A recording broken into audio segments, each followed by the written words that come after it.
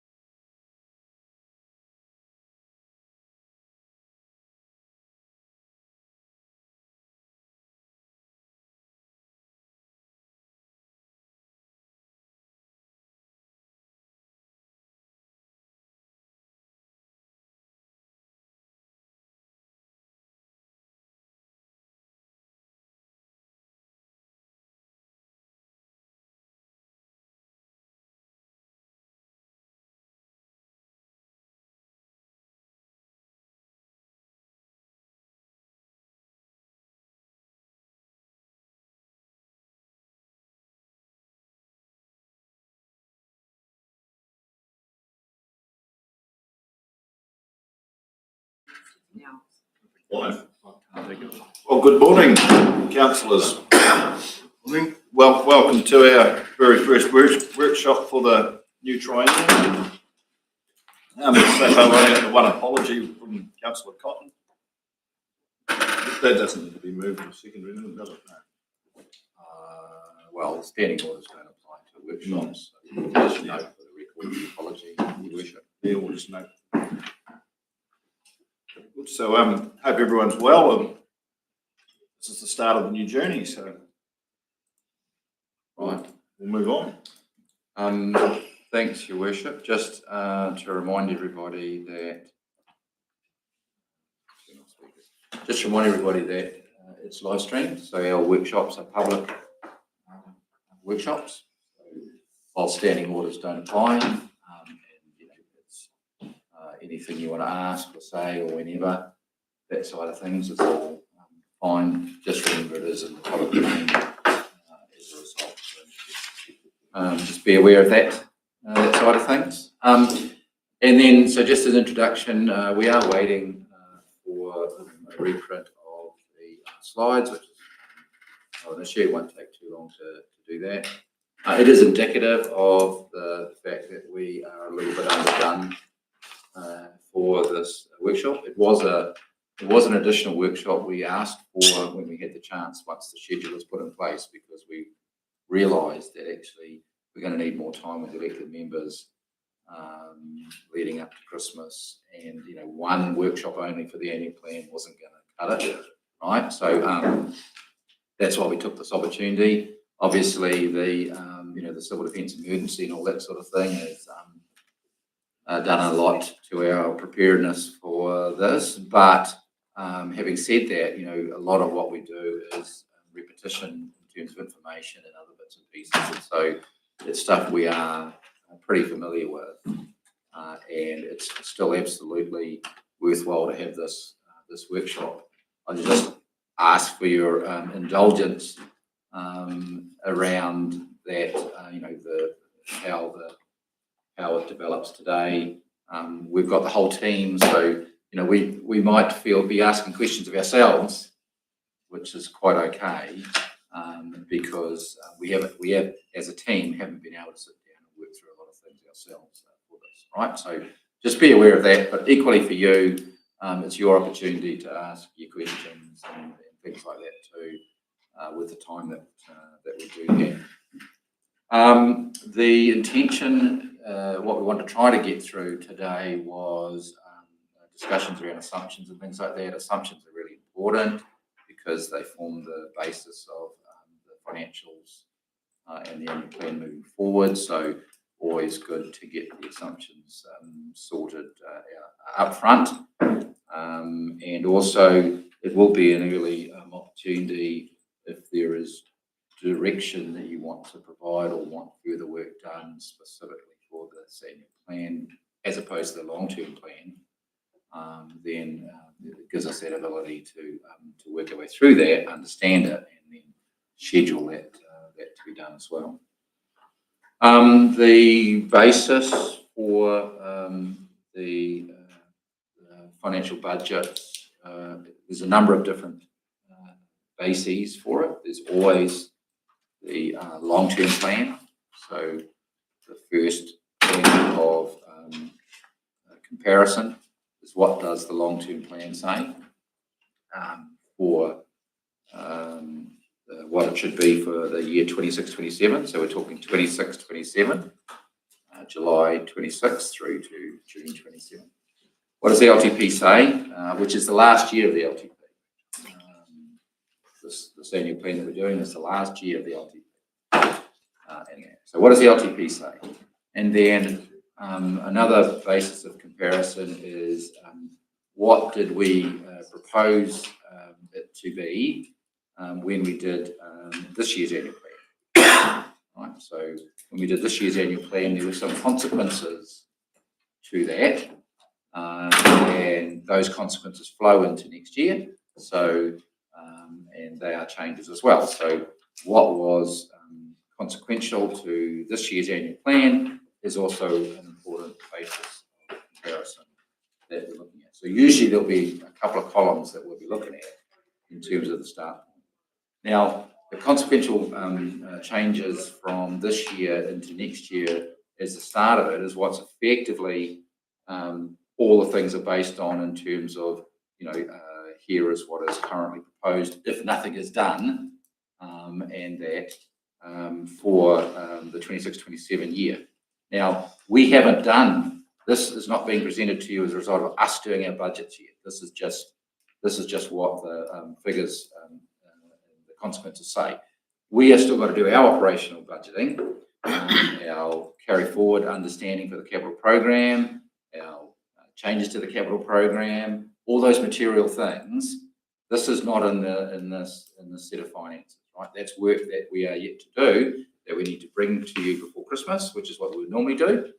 But it's really important for assumptions and other discussions and debates today around direction and things like that, we can still look at what was the comparison basis, right? So, but just be aware, this is not as a result of us doing work to present something to you, it's just what those comparisons are, right? So just be aware of that, and all those yet to change based on anything we do, anything you direct us to do. So that's where that sits.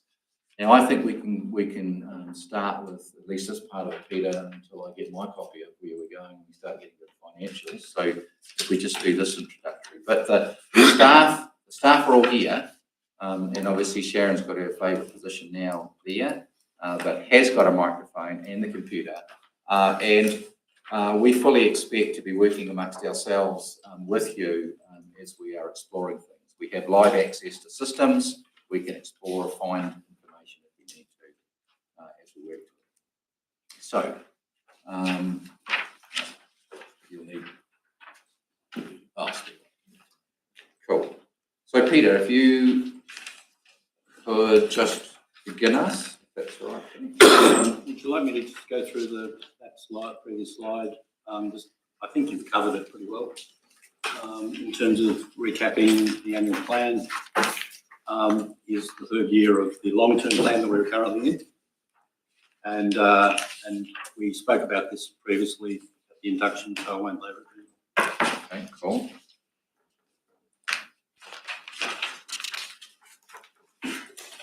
So everybody's now got a copy, right, Peter? We've got to be up and running. So I think this is where we can start doing a tag team with the financial team. So Sharon, if you want to start taking us away on the initial financials. Thank you. Okay, so this first slide is just giving you a bit of background on where we're currently sitting. So currently a 1% saving or increase in rates is about $489,000. So you need to think about that. If we want to try and save 1%, we need to cut $489,000. So that's just a bit of scene setting, and our rates cap was set in the long-term plan at 20% for the first 3 years of the long-term plan. So the 26-27 year will be the last year of that, and then it drops to 10. But that can be revisited as part of the long-term plan. Interest rates currently are in at 4.1% for both investments and borrowing, because that was the advice we got last year and the decisions council made, but we'll look at that under assumptions. I inserted that one in. Yes, I didn't write that. No. So I just thought it's important because not everybody might understand how the capital projects are budgeted, how you budget for capital projects versus how you budget for the rates. So,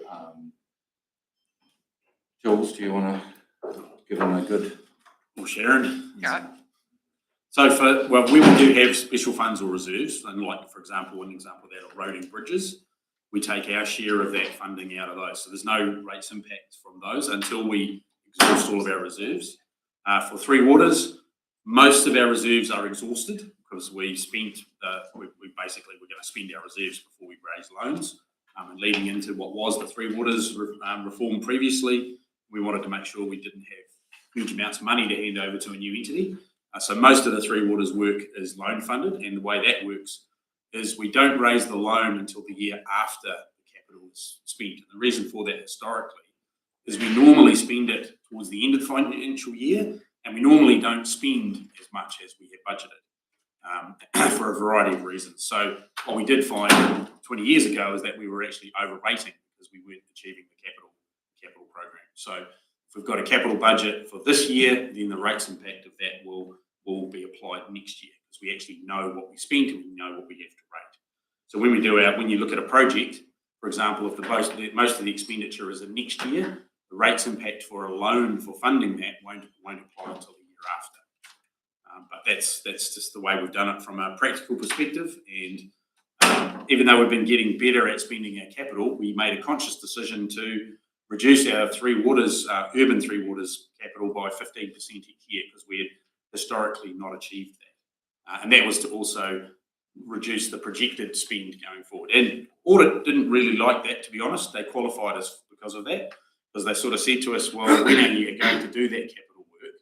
Because we had brought it back in the future. When we were going through the LTP, we were up against basically a hard cap of what we could get borrowing for. So that was why we had to do that and push out other projects as well to stay within our debt limits. But something which we'll discuss in the LTP, but it is relevant to the annual plan, is that there is really two different ways in which you budget for things. There's the LTP budgeting for it's a 10-year plan programming, right? And there are specific rules attached to that LTP budgeting, like what is the debt limits and things like that, and what's the debt affordability rates and other bits and pieces, right? But you're projecting 10 years out for that. So that's not what you're necessarily going to spend, it's what you're just estimating in that. Annual plan budgeting is what you're expecting to actually spend the next year. So it's very much tied to, not so much the forecasting side of things, but a lot more closer to what you're expecting to actually spend for things, right? And there is a difference between the 10-year outlook and the 1-year outlook, very much.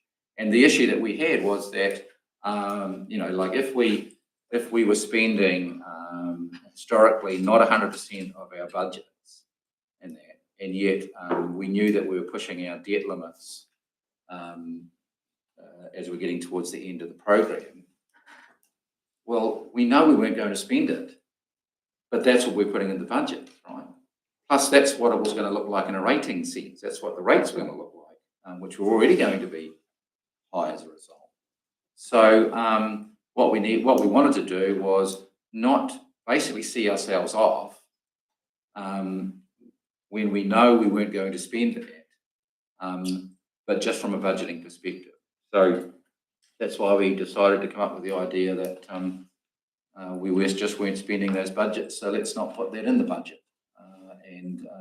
So audit didn't like it that much, but they couldn't argue. They actually agreed with the methodology. They just said they hadn't really got a way in which they can agree to it. So we ended up with a qualification.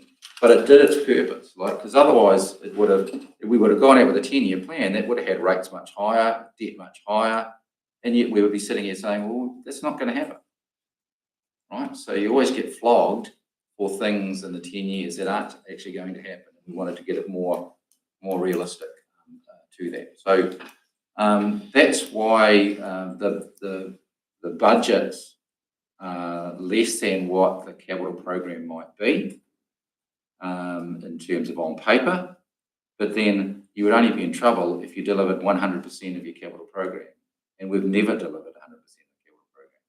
And in fact, as we will be discussing at some point, we are seriously reducing that capital program as well. So, and we'll talk about that side of things.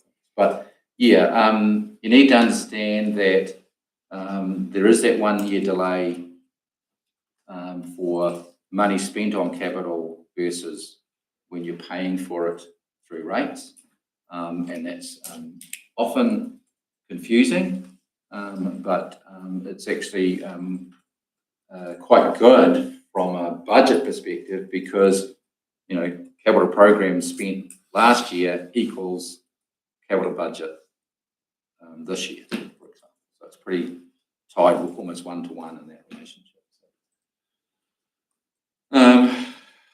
certainly for that side of things. Okay, so any questions around that?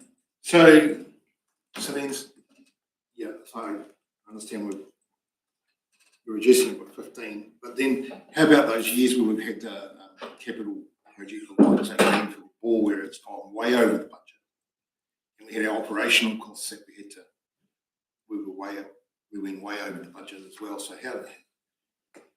so we've underrated in that scenario. Well, not if you realise that you always have that 1 year delay. Yeah. So if you overspent a project, like on budget, it was $1 million this year, and we spent $1.2 million this year, right? The budget we would have had in year 2 would have been $1 million. Oh, well, the loan equivalent of $1 million, right? But that is not the current year. And so when you get to budget, like now we're budgeting today, and let's say we set the budget for the next year, we are taking into consideration the actual spend this year. So yes, there's an overspend by capital project budget in terms of the budget for the project. But in terms of funding or rating for it, it will be equal. There's no overrating or underrating for it specifically, because that overspend is carried into being funded next year. We would budget for that additional loan repayments through the annual plan process for next year. Obviously, that'll be reviewed as we get closer to the end of the year and we know what we're going to spend. But we're still talking with budgets with you guys in April. So that's where those things can be tweaked. Harder if it's a really big amount, but for smaller amounts, there's unders and overs. There might be projects that reduce as well. So we wouldn't be funding the capital for those projects. But it does impact on where it hits, because different projects affect different ratepayers. And that's the other thing. It comes as a surprise from the back door. Oh, we've overdone here, and now we're going to introduce it into this next year. Oh, we should know it. We should get projections in our first cut, which is coming in December. Yep. Then they get reviewed again in February, and then they get reviewed again when you're making decisions. Yeah. Dane, they won't be a surprise when you set the budget, the rates budget the next year. Yeah. They are a surprise if you overspend in the year that you overspend. Yeah. Absolutely, right? So Yeah. that's a surprise. But it's not going to be a surprise in funding it the next year, because you actually know what it is. Right. Makes sense. Yep. In that side of it. And the other thing is always remember that these the large amounts that we have for our capital projects that are being spent are generally always loan funded over 25 or 30 years. Yeah, There's a range. And the suggestion is it should be longer than that moving forward. So certainly with some of the CCO modelling, they're talking about longer loan periods than that. And it's actually not about having a fixed period loan. It's about funding for what you need to do for your ongoing capital. So it's not really a fixed term loan. It's what the modelling of the CCO has been done on. That's for a different discussion with how we move forward. But also, if you go back to the 1% of rates is equal to 480,000, right? I think we did it. I can't remember. Jules you might be able to remember cigarette packet wise. How much capital did we have to remove to equate to 1% reduction? There was we did some figures. Roughly 10% of your capital. Roughly the repayment at the current interest rates are around about 10%. So if you spend $1 million, it's $100,000 of rates for loan repayments, for capital and principal, ballpark figure. So 4 to 5 million. Yeah, you've got to save nearly $5 million to save 1% of rates as loan repayments. That's if that of capital. $5 million of capital equals about 1% of loan repayment. Yeah. But again, that 1% is across the board. It's not the specific ratepayers where that project might. So that's the other thing to keep in mind about that 1%. When we look at overall rates, which we saw that communities have much higher individual increases, the overall rates increase might have been 16%, but some communities had 25%, which means other communities might have had 7 or 8. Okay. Right. What's the next one? Sure. Okay, so this slide I did in a bit of a rush, I apologise, and so I'm missing headings off some of these tables on the next few pages, but hopefully you've got them handwritten on. So this slide here is showing for the 26-27 year, the first column is what we said we were going to do in the long-term plan. The second column is what is sitting in our budgeting system now after the adjustments made for our 25-26 annual plan. Sharon, just for the confusing, because I got confused, the not formatting, it's not a number, it's 2027, which is what we're talking about. Yes, 26-27 year, sorry. Yeah. So that's what Sharon's meaning is both columns relate to the 26-27 year as represented in the LTP for this year's annual plan. So the column on the right is our starting position for this year's annual plan, and it is a result of changes made to the long-term plan for the 25-26 annual plan. So by moving projects around and changing our OPEX costs and stuff, it's all. So that green line, no, sorry. No, but I'm just wanting to make sure that that income relates to this green column in our rate. Correct. Yeah, cool. And so, as you can see from that, some things have moved quite significantly, like our rates we said we were going to get in the long-term plan have dropped. And that is a result of moving some loan-funded capital projects forward. It's also a result of our NZTA, and so is the next line. Our NZTA, unfortunately, when we have to set our budgets, we don't have a confirmed NZTA program, and that comes later. So that's had an impact as well. And like down the page further, finance costs in the long-term plan, we budgeted them at 5.25%, but last year in the annual plan they were reviewed by our advisors and council chose to put them in at 4.1, so that also had an impact.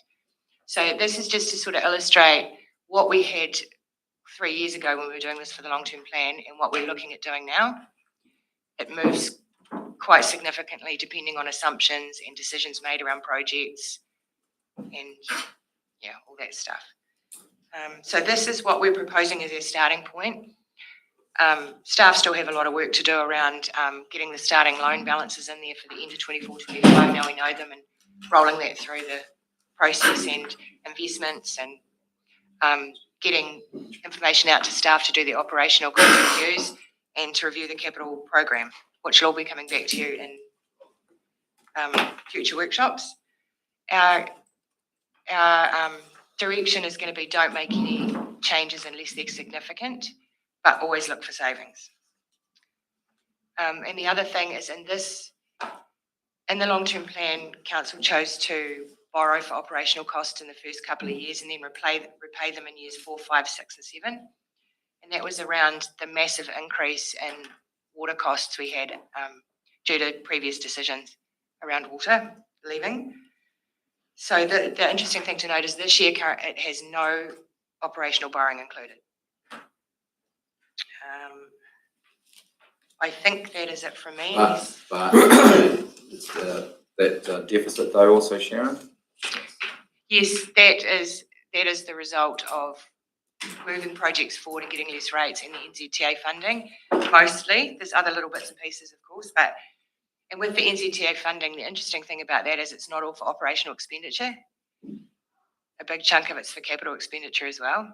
So that can have quite an impact on the surplus. But we have to obviously work with staff on their operational budgets and on their capital budgets and have a look at that. But that's where we're sitting today. Cool, no questions on that? So that's quite a major piece of work, isn't it, to try and find $4.491 million shortfall. Well, not necessarily if some of it's changes the timing of NZTA funding. Well, that just gets moved.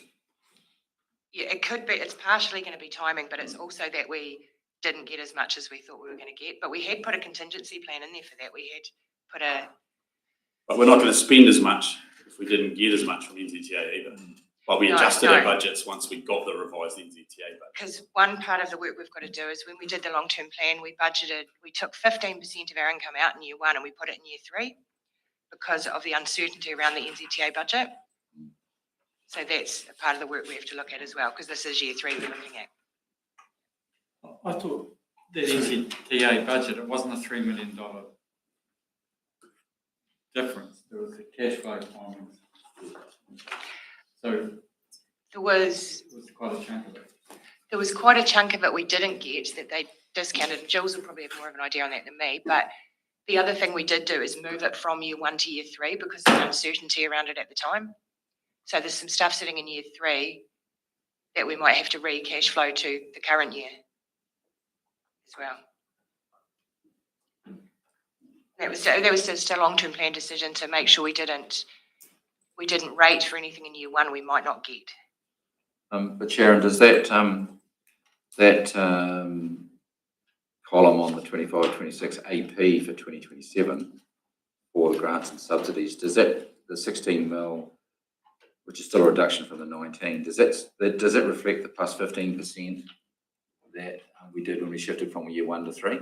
Part of it, yes, but not all of it because the program got reduced going forward. So we just need to do that work around how that fits. Okay. It's ongoing at the moment, actually, isn't it? It gets resolved, has to be resolved in year 3 because we want to spend all the money that the government gives us, right? So we always have this catch-up side of things, so that when we look at it, it goes, it's going to happen because it's got to be spent. Otherwise, we waste money. That's the case. Yeah, and we're working through quite a big reconciliation at the moment with the roading team because they've asked for things to move between categories and stuff as well, and that depends where it's spent, and yeah, so that will be done as part of this process. Okay, so the next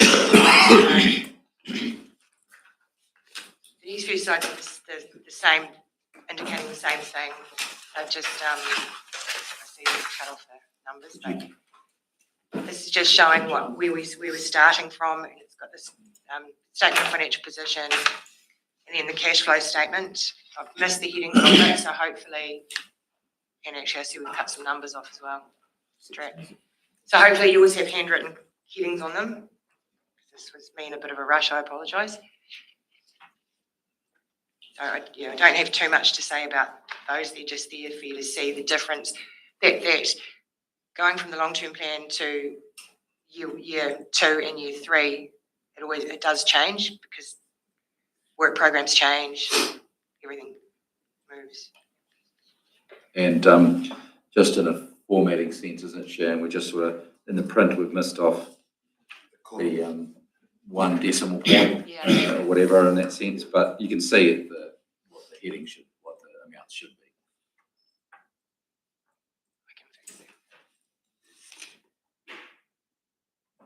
Just in the current assets, the other financial assets, does that include this money being allocated out of the investment fund? Does that include that shifting out in this financial year? No. Yes, for the 800,000 it does, but for any other decisions made, if they're not put through the budgets, it won't. Sometimes they're made during the year, like taking some out for, was it Milton, something like that. But yes, the 800,000, that's the rates offset, it does, yes. Yeah, but anything else we've allocated is still in there at the moment. Unless it's been spent. Yeah, unless it was budgeted to come out when we set the annual plan. If it's a decision made after that, it won't be there yet. But when we do, that's part of what we're doing when we're updating the loan balances and the investment balances, the opening balances to start with. We haven't done that piece of work yet. When that goes in, that'll affect. Yeah, I'm just thinking back to last year when it was quite a sum. Yeah, massive. To be withdrawn. Yeah. But also that was catching up for some Yes. previous years too. So we don't have to do the Some is catch up. reflected. Yeah, I'm just making sure that that's been done. And Yeah, the big sum's reflected, but there is still some to come out. Yeah. So yeah, I don't know if you want to talk about these pages or take time to mull over them. So yeah, so just so others are aware, the other financial assets include the Nico investment account. Okay. Let's go. Yeah.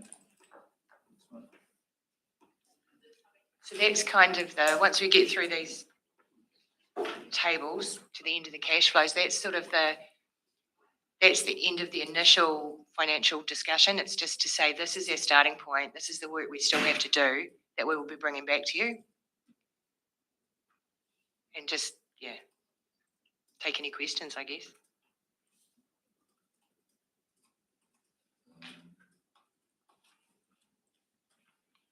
And just,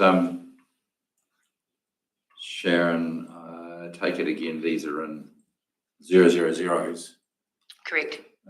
So when people are looking for, like for example, the borrowings, it's 137 million.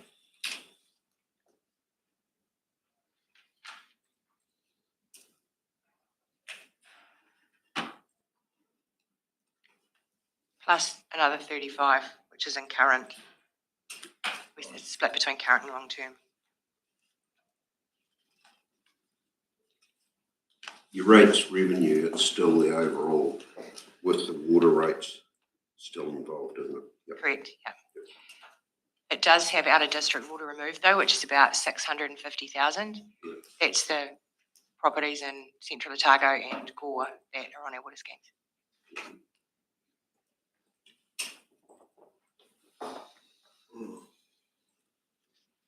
The borrowings and the current liabilities, is that just floating loans? We get our advice from Miles O'Connor at Bancorp on, we say to him we need some money and he says, I'd do it for this amount of time and stuff like that. It's any of our debt that is due to roll over within a year. So sometimes he'll say just do it for 3 months because this is what's happening with interest rates, or you need to do all that good stuff with swaps and hedging. And Anything to term under 1 year. Yeah.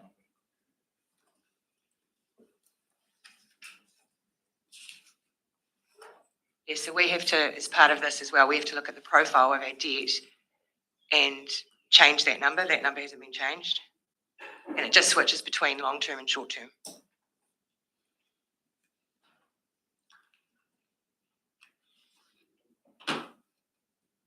Okay, so the actual total borrowing is not 212, it's still 177. Is that correct? It's 177 plus 35 instead of, in the long-term plan, we said it was going to be 184 plus 35. So we're borrowing less because we've moved our capital. That borrowing 35 hasn't been, would update as well, won't it?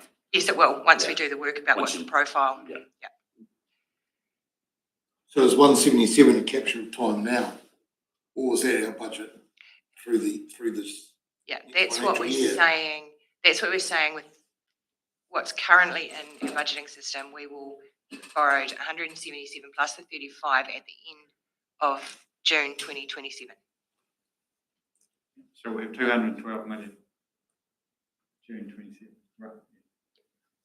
Yeah, and until changed by actuals and things like that. Yeah. 35 will reduce. Yeah, we don't have the opening balance that this is calculating on is the one that we had at the end of 24 with our budgeted stuff in there. We haven't uploaded our stuff from our latest annual report yet, and that would be less, so it will be less than that. Approximately. Pardon? Approximately. Be 12 less than any adjustments. So why doesn't the 35 show on this sheet? Or is that just normal? What was that, sorry? The plus 35, Yep. why doesn't it show on the actual sheet or? Oh, it does. It's just in the section above it. Like we have to split it between what's repayable within 1 year and what's repayable after 12 months. Is the 35 though what we're going to borrow this year? No, it's what's repayable within 12 months. Okay. It's what we're estimating will be repayable within 12 months. This is budgeted at end of this year, June 27th. So that's what they're saying is what the annual plan budget is, right? When you get the risk and assurance report, you talk about actual debt, that's actual debt that we have. And so when you report actual debt to risk and assurance team, it reflects the total debt at the time that we have. So it's going to be the combination anyway of it. The thing will be, if we don't spend all the capital this year, then it'll be less than what that is, right? So, and then you have net debt, which is when you take off the NECO investment stuff too for it. So when you look at if you look at the LTP would have, what is the net debt budgeted by LTP and what is the net debt budgeted by end of June 27? There'll be two figures, right? But we're fully expecting to be less than that because we're not spending as much. So for the 2025 year, the end of June 25, we budgeted to have debt of 164 million, but the actual debt was 144. So it was 20 million less. And that starting position's got to flow through. And when you say debt, that is any of the current liabilities like that plus the non-current liabilities, right? Correct. It's total debt. So Correct. just to give you an indicator of, this is all planned. It's all part of what was budgeted as a result of our programs. But we are reducing what was planned because we're not actually spending that side of it as well. So there's a positive side of things to that. I mean, it might come up in risk and assurance, but is it worthwhile just explaining, like we talked before about 25 and 30-year loans that we fund on, is it worth just explaining how the treasury function gets its debt in the sort of timeframes that debt rolls around on, which is why there's 35 million coming up? I was going to say, how are you going to repay 35 million if it's a current liability? That's what the finance team can explain the terms, and like the treasury function sorts out the debt, and then the activities pay it over those longer terms. So I thought it might be useful just to briefly explain it, and then hopefully the risk and assurance agenda will be a bit more meaningful too when you're looking through that. Yeah. But current liabilities aren't paid 35 million. Like, you don't just pay 35 million and that's it. They're rolled over. Right? So, and move between current and or longer term debt. So it's not that you are, just as we're not expecting to, how do you repay 177 million tomorrow? Well, no, we don't. We don't pay 35 million tomorrow.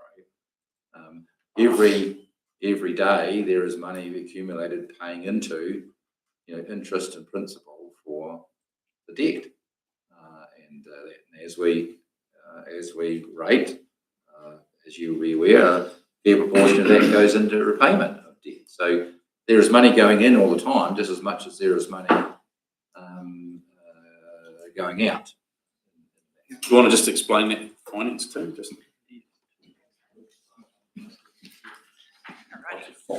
three and 5 years. Essentially what we do is at the end of every month, or when we're going to do the payment run, we'll have a look at the bank and see how much do we think we're going to need to pay, how much is actually in the bank. And if we have less money in the bank, then we'll go through a process with the LGFA. We'll say, hey, we think we need $3 million to pay our bills this month, for example.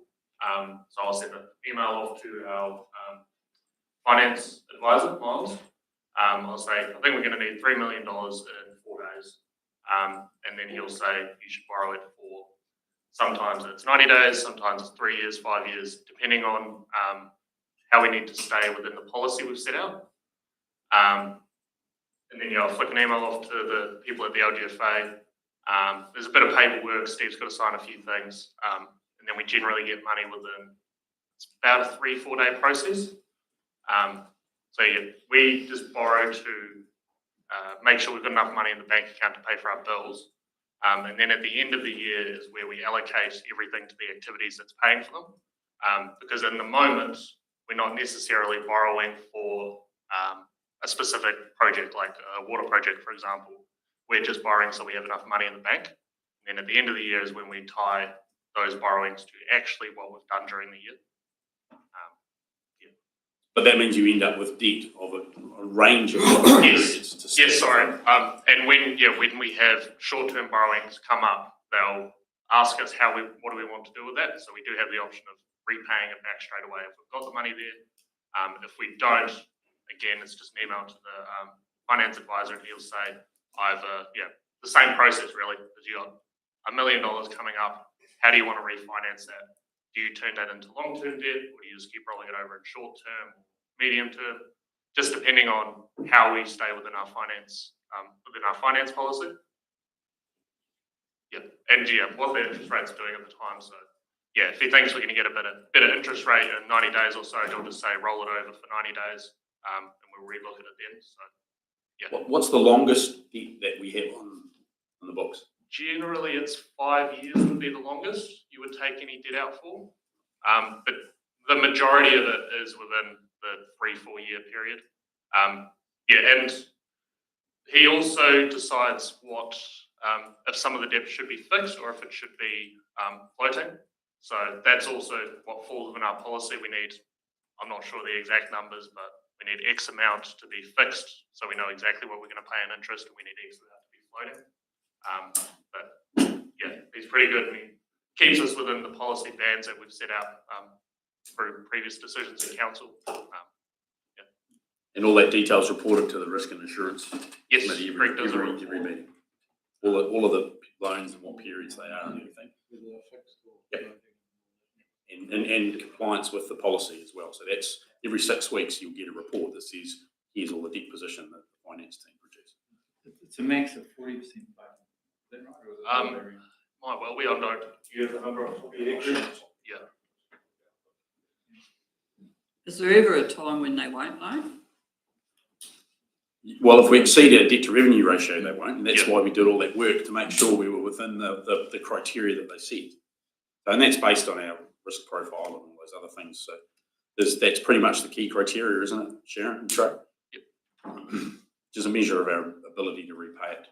Yeah, they would only not lend us money if we breach our agreement with them. Yeah, the debt to revenue is a big one of the 280%. If we ever go over that, then that would be an issue. But Remember when we got close, we started to sweat a bit. Like it was almost day by day watching stuff while we were applied for the credit rating, which made the big difference, didn't it? So how does that work out? Like at the moment, the interest rates for borrowing is quite good. But if you get up to 18% and things like that, that must reflect on decisions too then. It always does. I mean, the assumptions around cost of finance is one of those things, right? So we'll be talking about that a little bit later,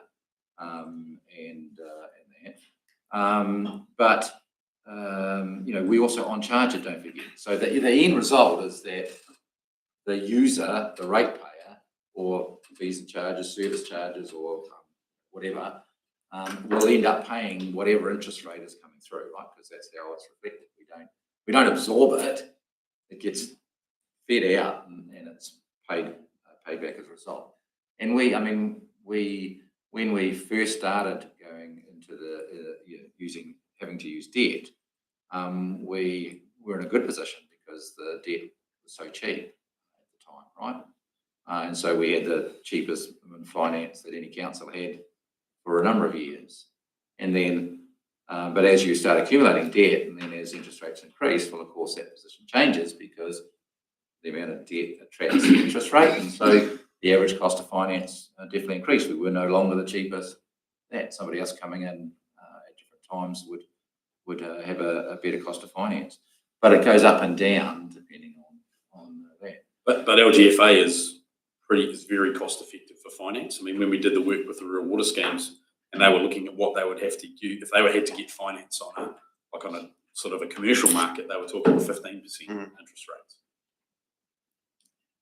Even the shift since I've been here, that over the average 3 years is probably only, the average interest rate has probably only shifted about 2%, whereas for most of us, when it spiked a few years ago, it probably went 3 or 4.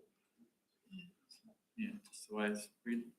Like I think 5 years ago, we were budgeting 2.2% for our finance. 1.52. Yeah. Some of our, So there's some cheap of our money. borrowing then was at 0.71, so it was pretty low. And as part of the long-term plan, we got a credit rating, and that allowed us to, we used to be able to borrow up to 175% of our revenue, now we can borrow 280. And it's not a target, but the credit rating's a really good thing because it enables us to borrow cheaper money. We get a 0.2, is it 0.1 or 0.2? 0.15% cheaper. So I've done a bit of an exercise around it for the Risk and Insurance Committee, and with having the credit rating, we save about 60K on interest. So there's also that benefit of it. And they come and do an audit on us every year, which is another check. It's another sort of someone else is looking. That's quite reassuring that they're not telling us we're doing anything wrong. So it's quite reassuring too. So Sharon, that lending cap we've got at 280, is that the 212 figure that Simon's been talking about here with the borrowings? Together, that's our wriggle room. 280 less 212. No, it's to So 80%. 280%. Revenue. of your Right. revenue. And that's, we report that every year as part of that annual report. So, and the only time we've looked like getting close to it was when we were at 175. And also when we did the long-term plan and had some $100 million, or two sewage treatment plants, Jules, I think it was, they were like $55 million each. To go in there, we were getting close near the end. In a budget sense. In the budget sense, yes. Yeah. So it's a revenue, not a rate.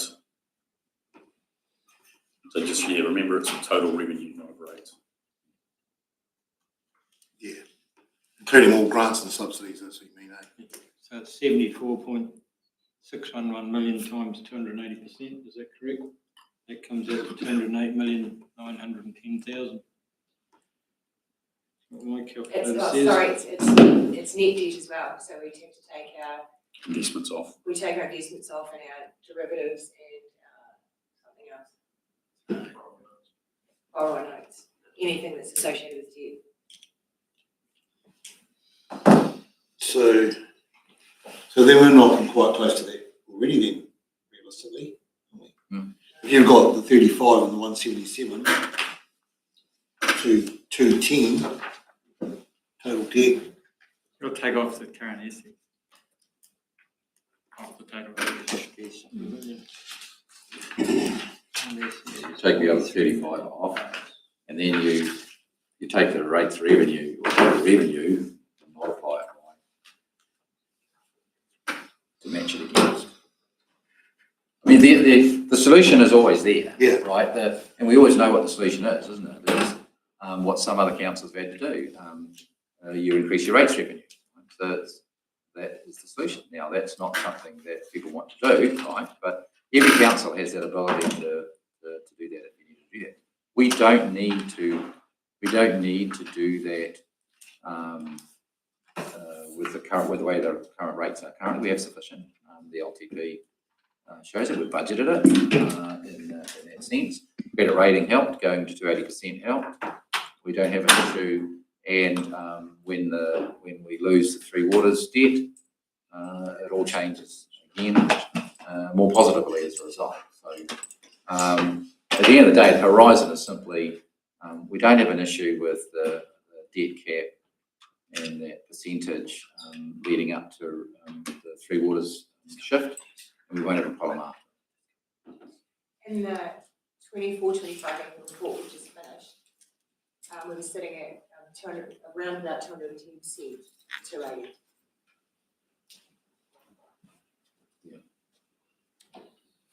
And then, but just remember, whilst debt will increase in subsequent years, but so do rates increase in subsequent years, right? So that's how that measures it. But if you reduce the capital program, debt doesn't increase, and rates don't have to increase as much, right? So that's what's the biggest. I mean, where is debt coming from? It's coming from the capital program. In future years, it's coming from the capital program. In previous years, debt came from the capital program plus the operations program, because we had decisions where we weren't rating what we needed to rate, and so we were subsidising operations with debt. Those were decisions taken that we took, right? So that is also why debt increased substantially in a big jump in a couple of years. We increased our percentage of capital projects being delivered significantly. We were getting up to 85% or more. And so that was a good news story. Yes, we did that, but guess what? That's debt, right? Those big projects that we're all we were doing, smacked straight into debt, right?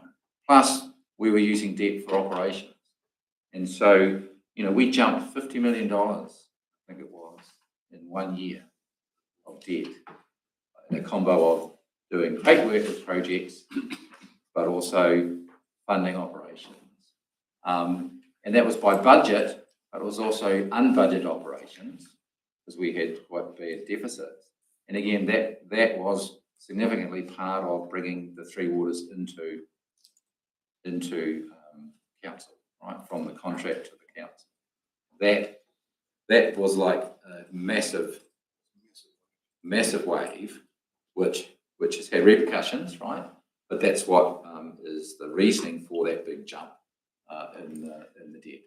Now moving forward, you know, we've got a horizon around where we're looking at the capital. We're doing the work now. We'll talk about that in these workshops, and that we think overall we can reduce the capital program, which will reduce debt and have an impact on rates as well, to an extent.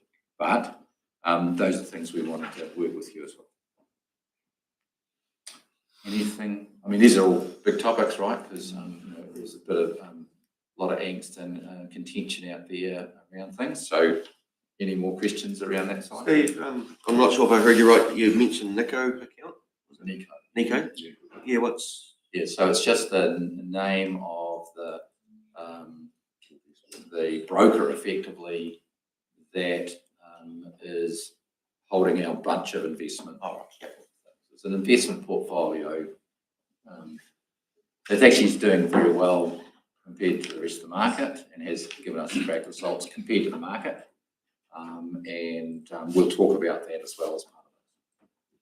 That's what, about 35 million?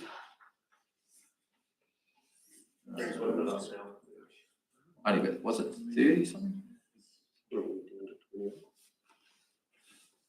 What are we? We're in November, so we'll have the October figures, won't we? What are we looking at? Greg's looking for it. Okay, 30 million.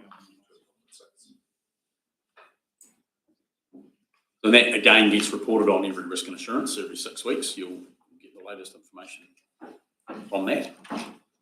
So just coming back to the projected loss, 4.5 million. So your calculation, Jules, 1 million. So that, assuming we've got to find savings. For every 1 million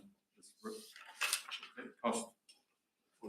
It depends what it's made up of. If it's made up of changes of timing from NZTA funding, that may not be quite so bad. So, but if we did have a deficit of 4.5 million, that would cost, even 1 million costs 100,000 on a 25-year own. but that's if you're trying to offset it by reducing capital. Yeah.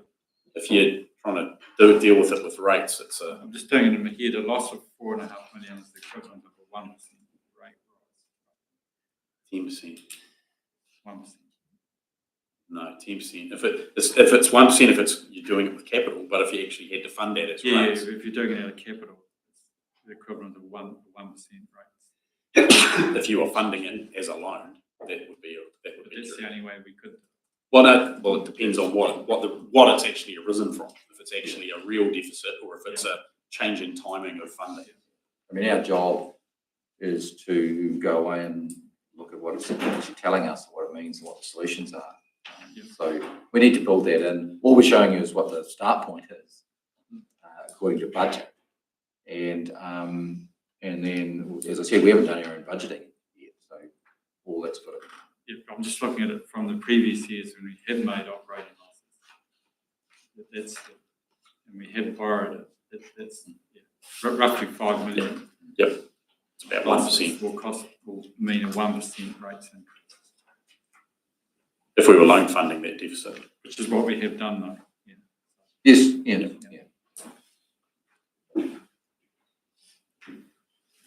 Right, shall we? What else we got, Sharon? It's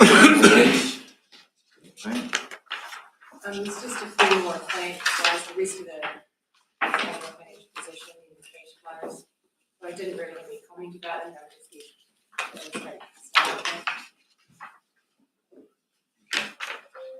Yeah. Carry on unless there's any other.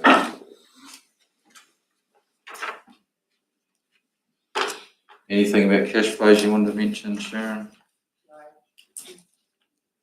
It's just similar picture, it's the same basic picture. So what's the next one? It's this.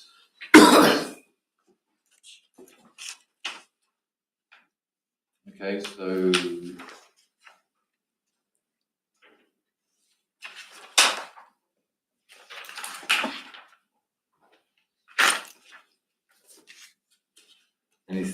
nothing about that? No, we'll just carry on.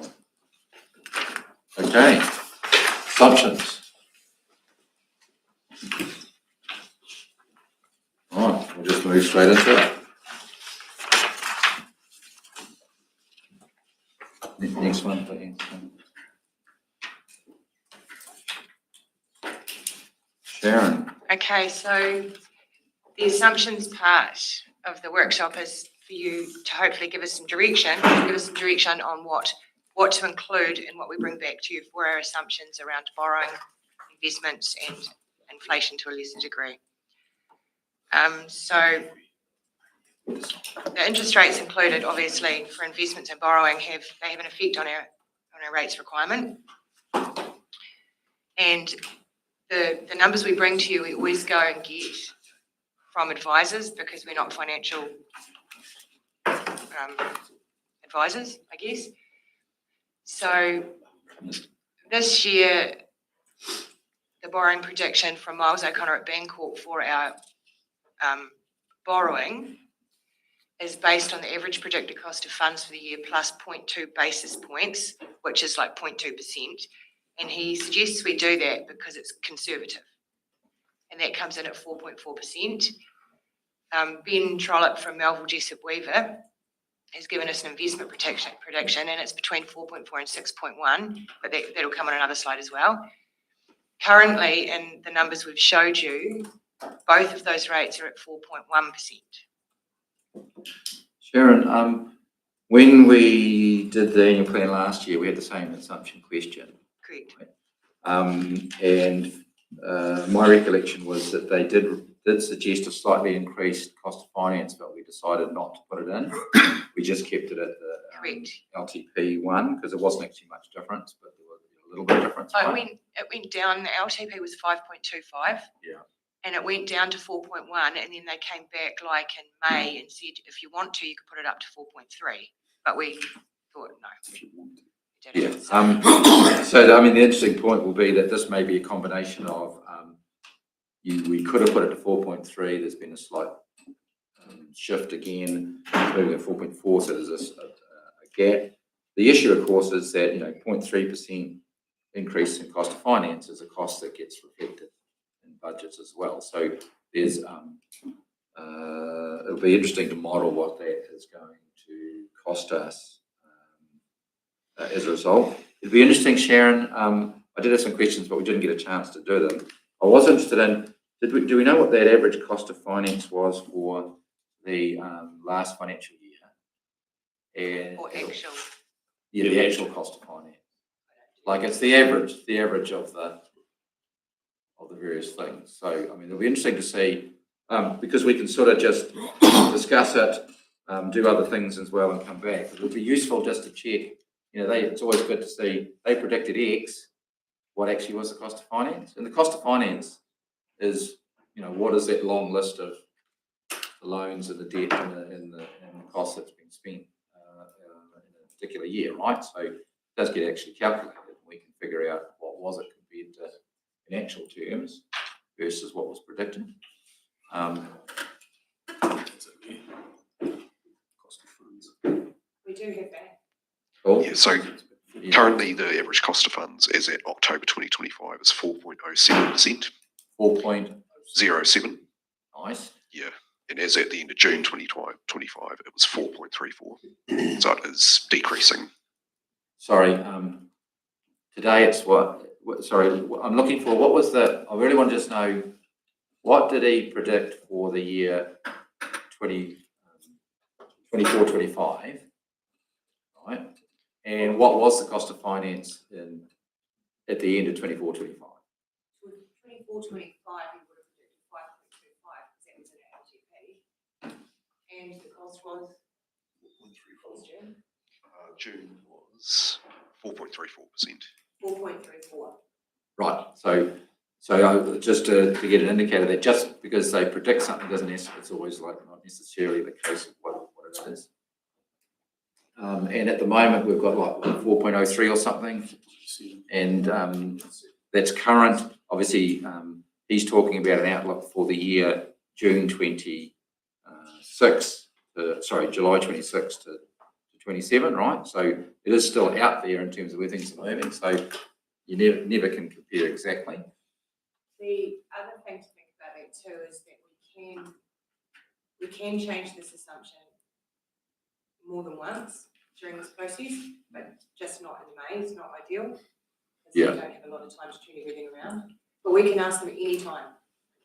Can you give us an updated one? Yeah, and I think the other thing to think about is that if we're proposing to reduce the capital program, then there will be offsets associated with that. Like if we were keeping the capital program or increasing the capital program, in addition to having to contemplate an increase in the cost of finance, there'll be a double whammy in terms of the impacts on rates.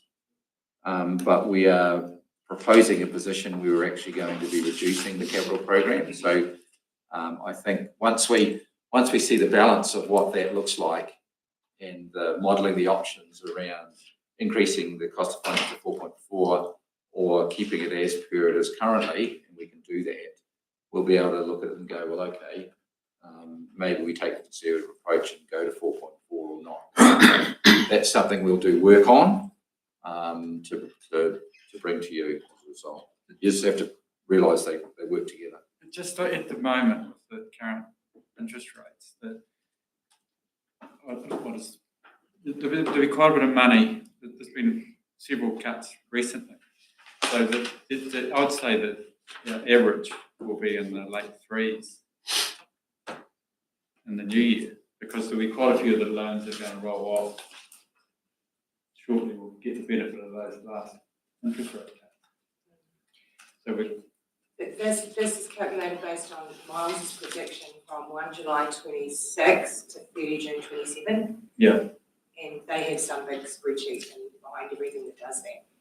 But I think you're right. I think if we revisit it, it's going to be because Greg said 4.07 currently, and then so anything that we're going to refix over the next 6 months will be substantially below. One thing we can do, because you're right, I mean, the indicators for this year and actuals looks like we're going to be having reduced cost of finance, right? So therefore, they are doing something and believing something's going to happen that's going to increase interest rates, right? Because otherwise they wouldn't be reflecting it that way. 4.4% is what they're proposing.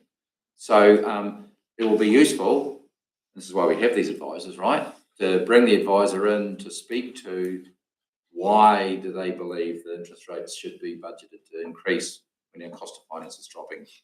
Well, it could only be a positive. It would mean the economy's spiking again. Yeah. So again, they're useful. We need the experts to sort of explain that. The point is that we can show you what the issues are, and then we can have that discussion and bring the advisors in as a result, right? At least we understand how it's going to fit together. All of the borrowings coming up in the next year are all floating. We won't actually get any benefit of fixed term debt coming up to take benefit of no interest rates. It's already mirrored with the current interest rate. Yes, but it still will benefit against the budget.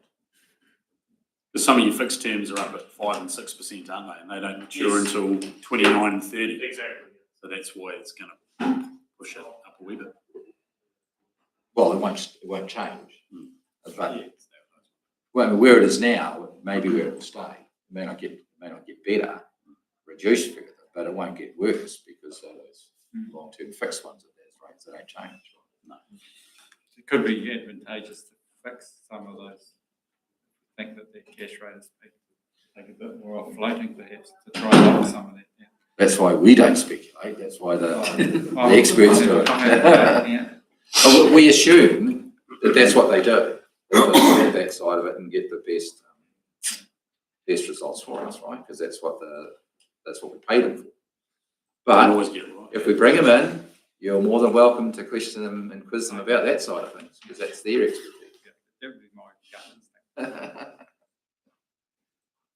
Okay, so next one, shall we carry on? Okay, so this slide is just, I've already said that, but this is just showing what we had in the long-term plan, what we did last year, and what we're projecting now. So we've already talked about that one too. Yeah, just the explanation of why. Oh no, sorry, it's not that explanation yet. Leave it at that. Oh, about internal and external debt being the same rate. No, the explanation of the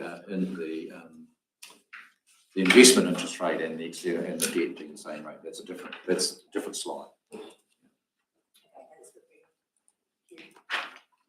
And this is the extract from the Melville Jessup Weaver report from Ben Trollope, who advises us on our investments.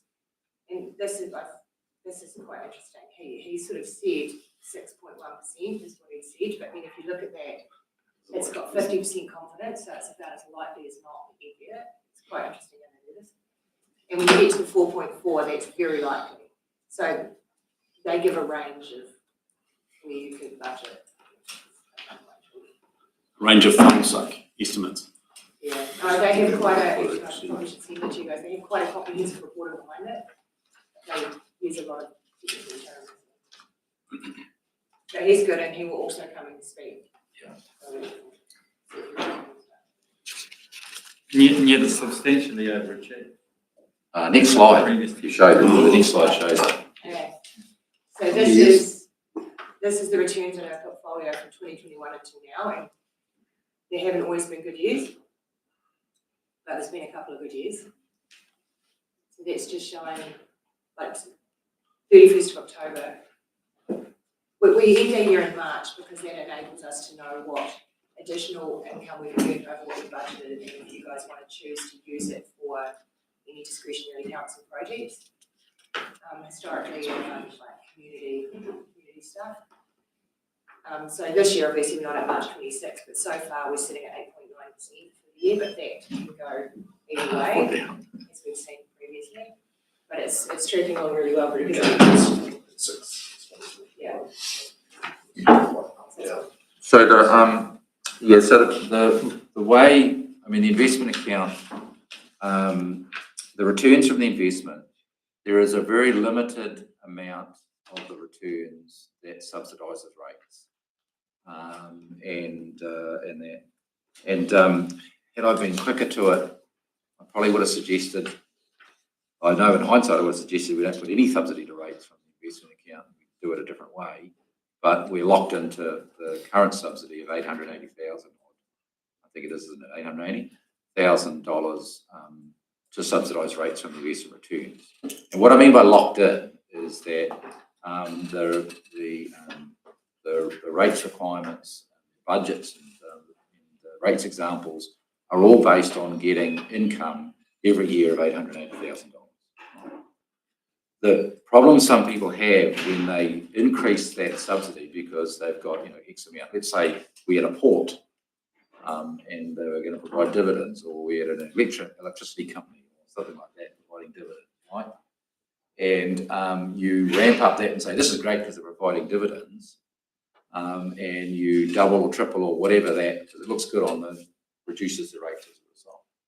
Well, that's good when you get the money, right? But it has a major impact if you don't get the money. So the problem with that is that once you put that in as a subsidy, you are locked in and you can't take it out and have to rely on it every single year. So if you were continuing, if you wanted to increase that and say, oh, this is great, we can use our investments to reduce rates further and that sort of thing, and you keep incrementally increasing and things like that, right? It looks good for a little while until you have that 0 year or the negative year or something like that. And suddenly, because you've ramped up that 880 to, effectively 1% of rates, let's say we're getting 500,000 per annum on there, that looks good. We saved them in rates. Well, the year you don't get the money, automatically increase by that point that you don't have as a result. So what we did was, we do have locked in 880,000. So it is a subsidy. We always do it. And the principle we did was, so we didn't want to affect rates in a bad year. We said that even in a bad year, we will still take 880,000 of equity out of the investment, right? So we're prepared to take equity out so that we didn't impact on rates as a result. You wouldn't want to do that if it was a lot more than that, right? But that is a good system.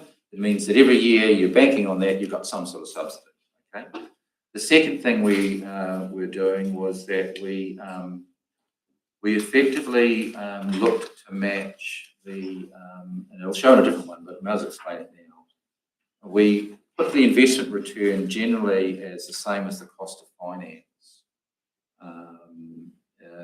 That because we used to have a little bit of disparity around, that when we did have money in the bank and we were funding from our own bank capital projects and bits and pieces and things, that was effectively an investment, but it was being charged out at the cost of finance rate, which is not the same as the investment rate.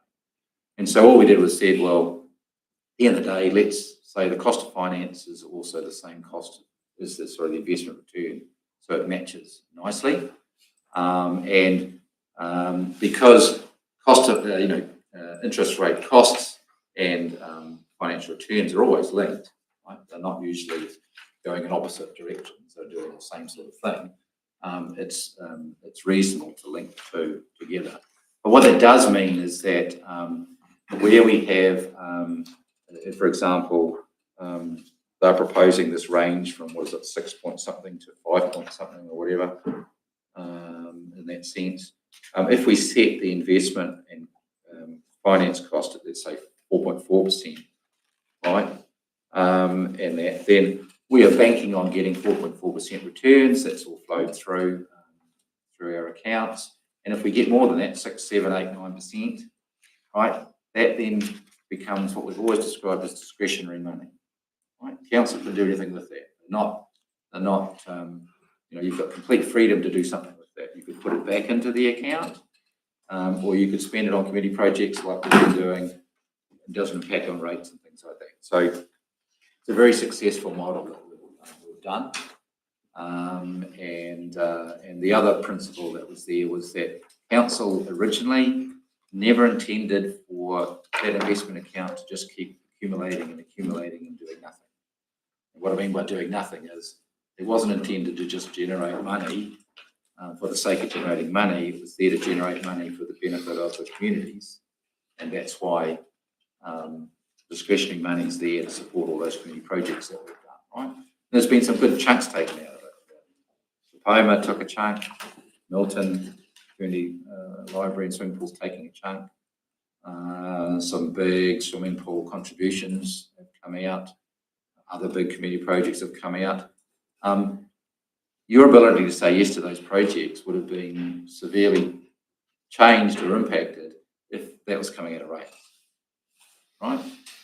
So, because I used to remember the old days and that when you used to have the annual plan, put your hand up for things from community groups, and the only funding option was rates, and people didn't want to do any of that, so none of these things happened. So all these things are happening because of that model through their investment. So it's been a great addition to living and working, amenity improvements and all that.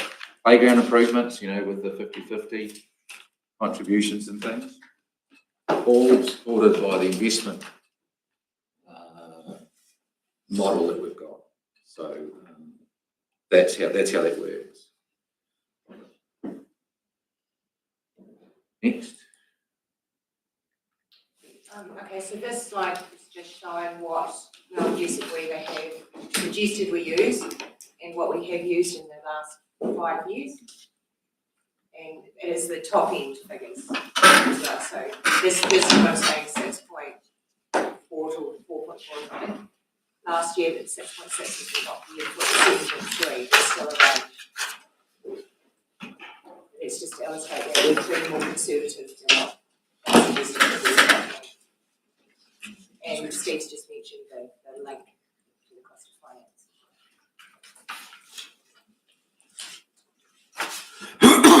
Any So questions? the third of our assumptions that we want to talk about is inflation.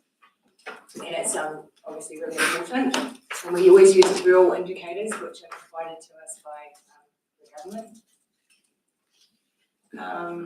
So in the tables coming up, I've used the ones from our October 25 report, which has just come out.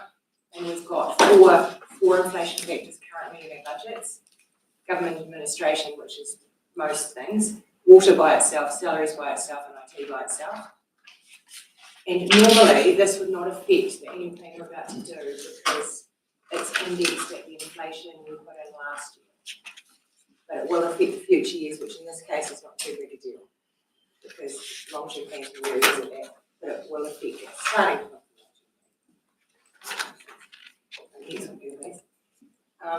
so this table shows what we're all suggesting for local government admin and what's currently in our budgets. Same for Three Waters and what's currently in our budgets. And this time last year, council decided not to change to the new girl figures from what was in the long-term plan. They chose to leave them the same. So we'll be asking for direction on this as well, if you want these updated or leave them the same. This one, these are not rural figures for salaries and IT. They didn't have a specific section, but we noticed that for salaries, this is budgeted based on, and Steve can probably talk more about this, based on negotiations with the collective and how that goes about pay parity. And I'll let him talk to that in a minute. But the IT one was based on the fact that IT costs a few years ago were just rising so much faster than everything else. So we put this in probably 6 years ago. There is no, the only other equivalent to this would be to go to the local government admin one, which is at 2.2%. So Steve, I don't know if you wanted to talk about it. So there's that. So we currently have 2.2% in, but we're proposing to go 3.5. We had, was it 2.25, I think, was it for this year? 2.5. 2.5 this year? Oh, this year or the one we're currently in? The one that we are currently in. 3.5. In the budget. 4. 4.5 and then 4. It's 4.5 and then 4 for year 1 and year 2 of that would be. Yeah, so by budget we've budgeted 4% this year. I'll just check that. But didn't we also take out a chunk? Through the LTP? I'm just trying to, there's two different things. Yeah. There's a percentage movement, and I'll explain those. Yeah. I just want to, because what we're comparing inflation factor, is it, versus budget, they're not necessarily the same, right? I'll just get it to you.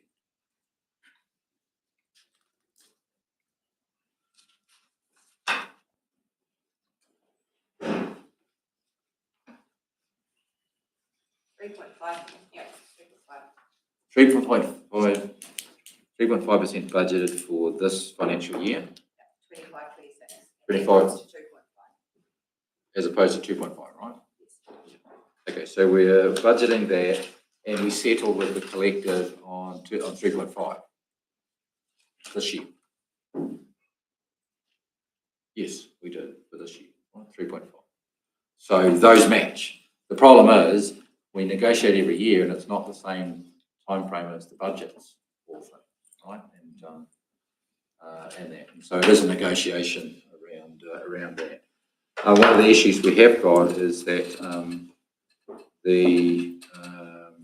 for many years the budget has been, for a lot of time it's been just sitting at 2.25%. I think it was between 2.25 and 2.5 over the last 4 or 5 years and things like that from an annual-based movement and that.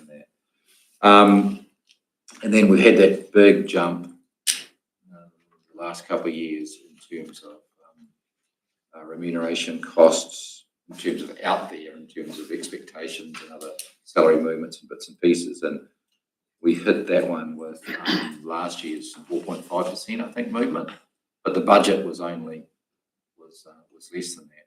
We still managed to actually, we didn't do too bad with our remuneration budgets, and actually we didn't fill all the vacancies. We did our austerity movements and bits and pieces, and remuneration actually came in under budget, so that was a good thing in that respect. Moving forward, one of the things that has been highlighted in terms of where we're heading with the remuneration salaries and bits and pieces is we're doing major salary reviews as required by the last collective negotiation. We've got to get a remuneration policy. We've also got to do full job sizing work, and we walked into this year knowing that actually we, in terms of relative to the market, quite a number of our salaries were under market. So there is pressure around getting us up to market, and so that's why we budgeted 3.5 this year in terms of the budgets and that. And again, I mean, I'm not necessarily proposing 3.5 for 10 years or whatever it is at all, but it was only what I was asked about, where we might head and what we should be budgeting for the next year. So you got to remember, we've done the negotiation, so we're locked in at 3.5% this year. We haven't done the negotiation for what next year's going to be. So the 3.5% is reflective of still being under market, but still needing to negotiate. So that's all that. That's the explanation for that. But no, I'm certainly not proposing, and we don't need to decide anyway.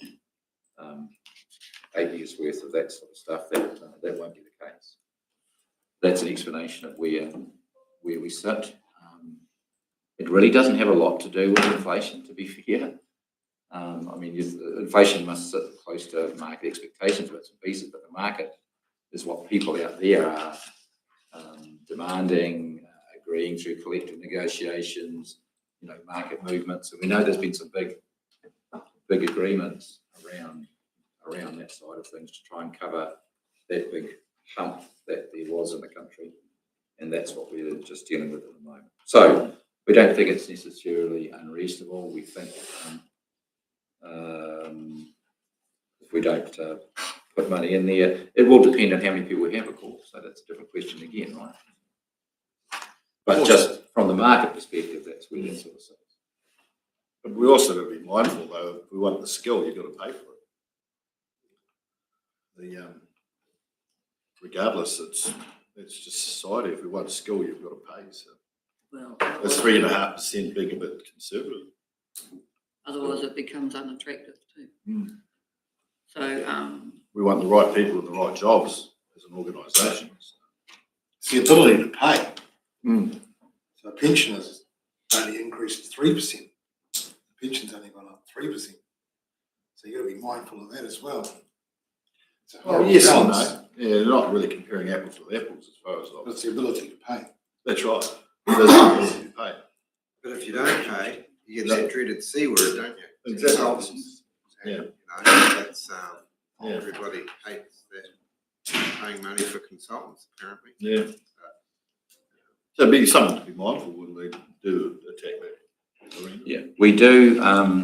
Not that we're doing it today. No, we do reduce the remuneration budget by a particular percentage so that we are not overrating for people that we don't have, for example, because there's always churn and turnover. Is it 5% or is it 7.5? We dropped it to Sharon. 5%. Which is, I mean, on what, 14 million or whatever of a remuneration budget is actually quite a chunk of dollars. So we are very mindful, in that sense. We do not, we do not overrate for them. So we do. Here's the numbers. Here's the budgeted movement. That equals X. Okay, well, we're not going to rate for that. We will except that there's churn and all that sort of things, we'll drop it by a particular percentage. And we get the benefit of that.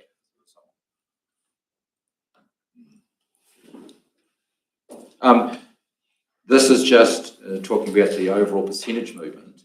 You still have an ability to determine how you want, what level of service you want this organisation to have.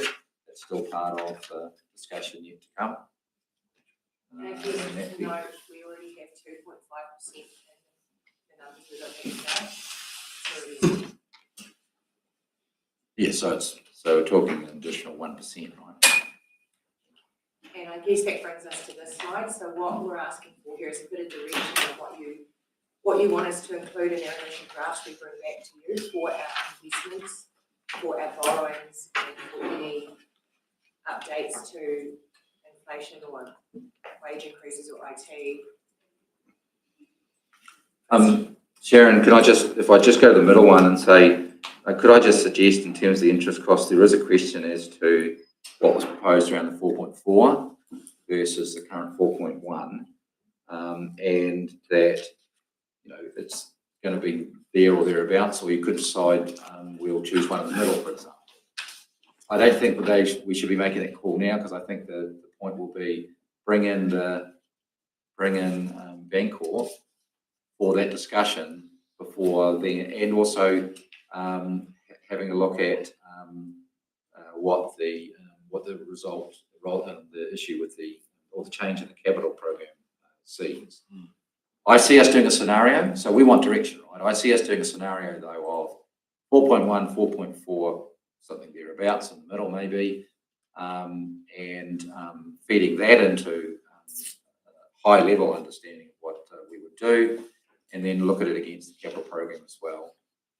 Setting it when we understand that and when we've talked to the Bancorp as well. I just did a quick number before that 0.03% difference on 212 million is the $636,000 saving for that year, which would be a 1.3% rate. The other Increase. thing to consider in that slide in terms of the effect it has on the investments, because if those rates mirror each other, the investments go up, so our income from that goes up as well. They're tied. The investment It doesn't go up as much, but it still goes up. But the investment is more of an assumption than that. Okay. The investments are just an assumption, and it's money that we may not necessarily use.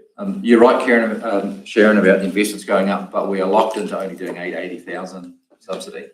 Like if we had a floating subsidy, then we would get some benefit, but we get no benefit actually.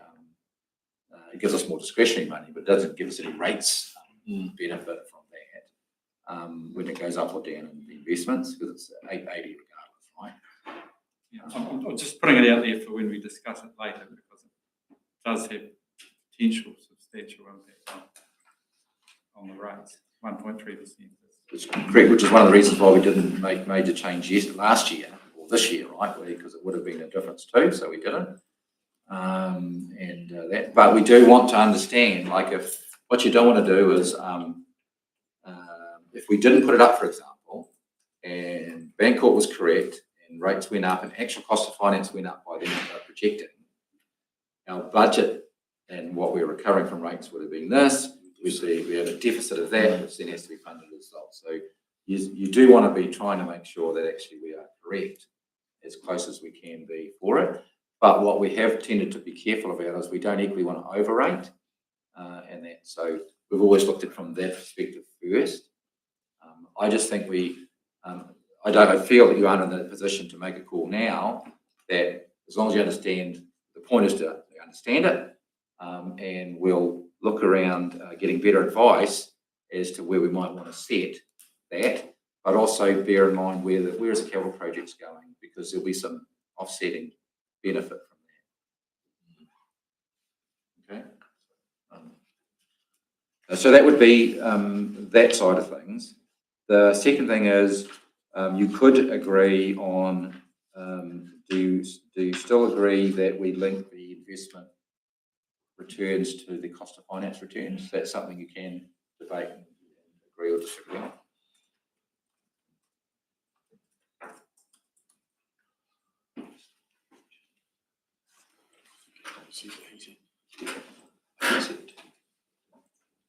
Steve, just a question I'm trying to get my head around it. I understand why we have investments now, because we've got debt. Sometimes why do you have investments when you have debt? But are we adding to those investments? And how are we doing that? The money we have invested, are we adding to that all the time? No, the only way the investment account increases its equity is by the return that's received, right? So in a year we have a positive return and we take out our 80, and if we don't spend all that discretionary money, which has happened in a number of years when it's been a really high return, that's when equity goes up, right? Yep. So we don't feed more money into except when we sold forestry. Oh, yeah. Forestry went up. If we had anything more that we wanted to, that was to be sold to go to an investment, our current investment is the NECO account, so you would put it into. That's not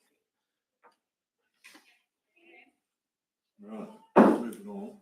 Oh, so where are we feeling in terms of, do you agree, or is there any disagreement around linking that investment to the cost of finance? Leave it there. I think we should always be conservative on that budgeting for that NECO 10. I mean, it's a pretty good fund, and since I've under promise and over deliver. That's all. Cool. Okay. And then the inflation factors for inclusion. So basically, was there any desire or any of those two tables or any changes to the inflation that would be put in? We could go back. Yeah, work back. Work back to them, please. The first table, the one before that. Okay, so I mean, we don't really see, we're not proposing any changes, are we, Sharon? We don't see any need to change what's. No. So we're leaving them at current. I don't know. Is that what we're saying? Yeah, The the only, current, we didn't update it last year either. It's just, yeah, we can, but typically it doesn't affect the 26-27 year anyway. It's definitely something we'll be doing as part of the long-term plan. So no need to really do too much with that. The second one is, it does impact because it's not inflation related. It just says that we'd be putting into this year's budget that 3.5 and 4% movement in budget terms. The 4%'s there, it's just the 1% for the salaries is not included at this point. And the direction is, do you want that in?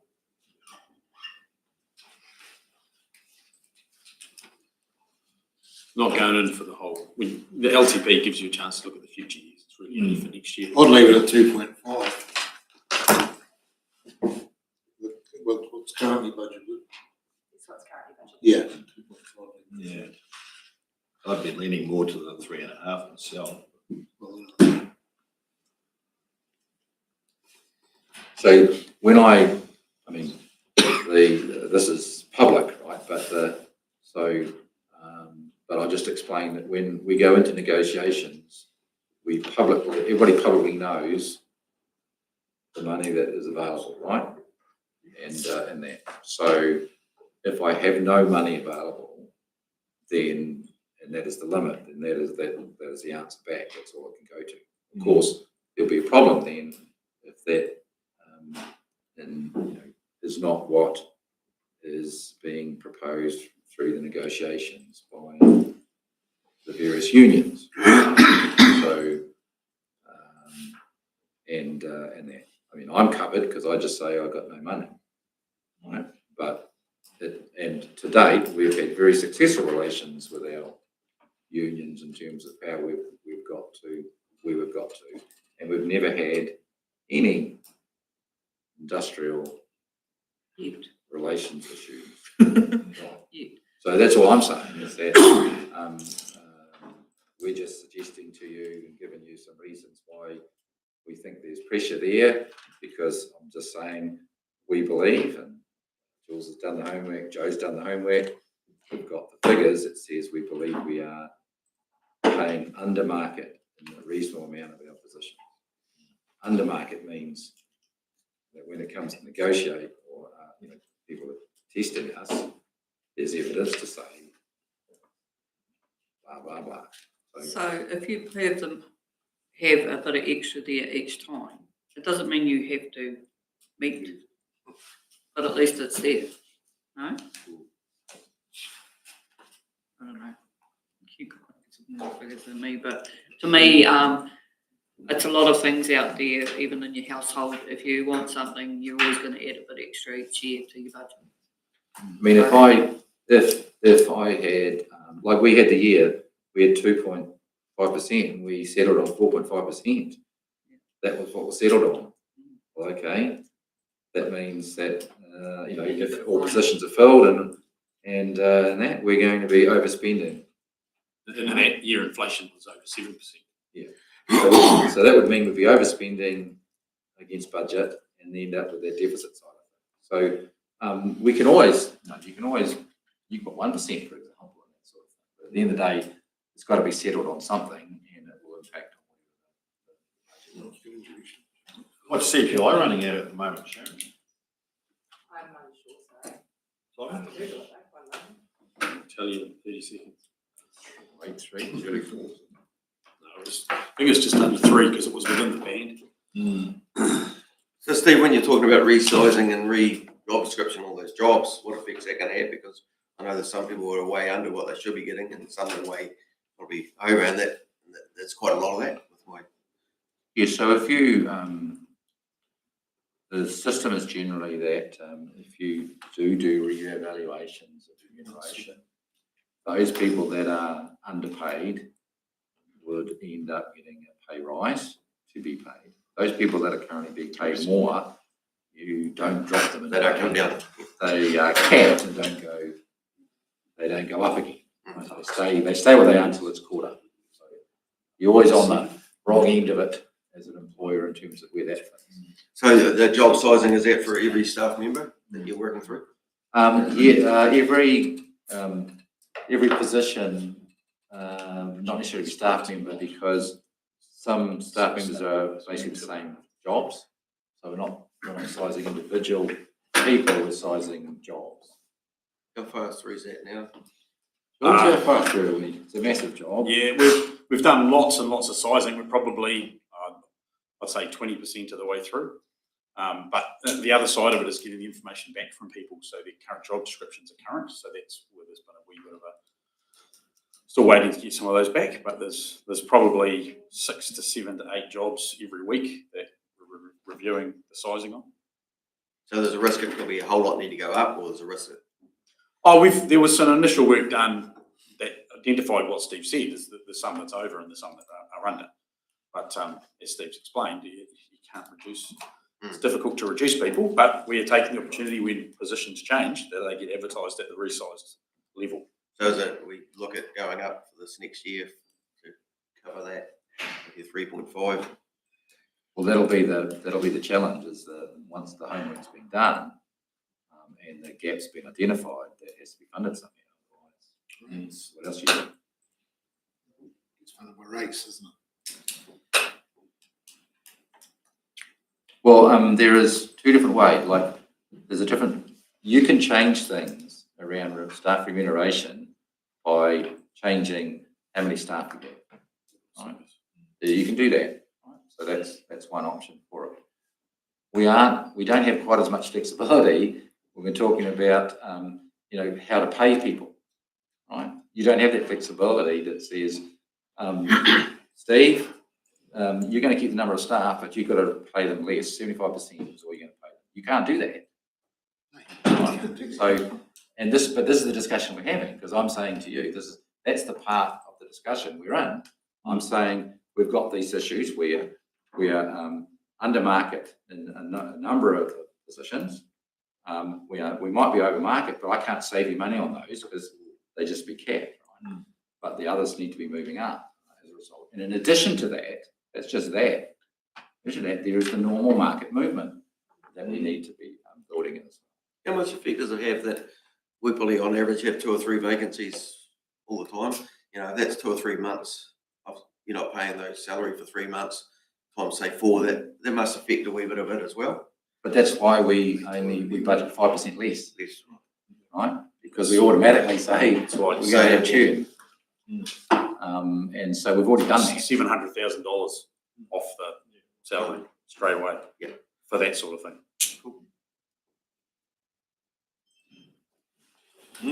It's a tough one. I mean, the biggest 12 months, June 25, CPI, so overall inflation, according to government, 2.7. And we've got sitting in front of us 18.32, our rate rise.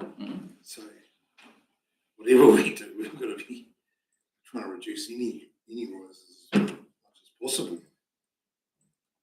So So in the 18.32, it is proposed at 3.5%? No, it's at 2.5. yeah. Like it's already a sad story, isn't it? 18.32, and they turn, you know, the public will turn around to you and say, well, hang on a minute, CPI is 2.7. Oh yeah, but And then we can explain our way out of that. Yeah, well, I know. But we don't want to see 18.32 get any higher, do we? No, Do you? I totally agree. But I mean, as you say, you throw in the it's a sad story, and then throw that in there, and then you say, oh, but we can explain it. Well, of course you can explain it. Yeah. But I mean, that's the point. If you've got pipes, and all the other things at 20+% costings, which is where all our costs is infrastructure related costs, right? In terms of that sort of things. When all that's hitting there at that rate, that's the answer to why those things don't match. And it's really people do that comparison, but it's not helpful when that happens because it's got nothing to do with it. Yeah, if you go just chuck a number in it, say that 1% difference between 2.5 and 3.5, you come out at 14 million in salaries, you come out needing an extra 140,000 a year, or the equivalent of 0.3%, 0.28% rates. That's the not giving an opinion which way, but that's the true effect. Yeah. That's the true effect, but also that true effect, how does that impact the ability of the organisation to provide the service to our people? I'm just putting That's the other component. I'm just putting numbers. Yeah, I know what you're saying, yeah. I mean, this is For without me, it's a no-brainer, but it's not about me, it's about you. You can't sit running a business and everything else you buy goes up, but then the people that you employ and who are the welfare of this whole thing, sorry, oh no, you just sit there. That's not how life works. And I know our hardest thing is to try and keep his rates down as best as we can, but holding salaries won't do it. I mean, we are trying to grow our community, keep people here. We're not trying to say, oh, I open the door again and away you go. It's not our encouragement is to, grow our district so we can get more people here to spread the load. Not to make it harder for what people are already paying. That's not there, but we've all done it before and sat on committees before. It's the same with service fees and all that. Oh no, people can't afford. So you hold and hold. And then our community centres, our halls start to fall down because we're not actually paying what we should be paying to use. So you can't treat our people like that. So to me, 1% each year, at least I know it's not a token, but at least it's moving. You can't leave things sitting stationary. We've been caught before about leaving things still, and it doesn't work. We've got to keep moving. I mean, like we've had historically over a number of years, we've had very low movements, and you'll recall the voluntary zero movement at COVID, right? So we got behind market from COVID straight away because the market didn't change. Market went up, staff had zero movement.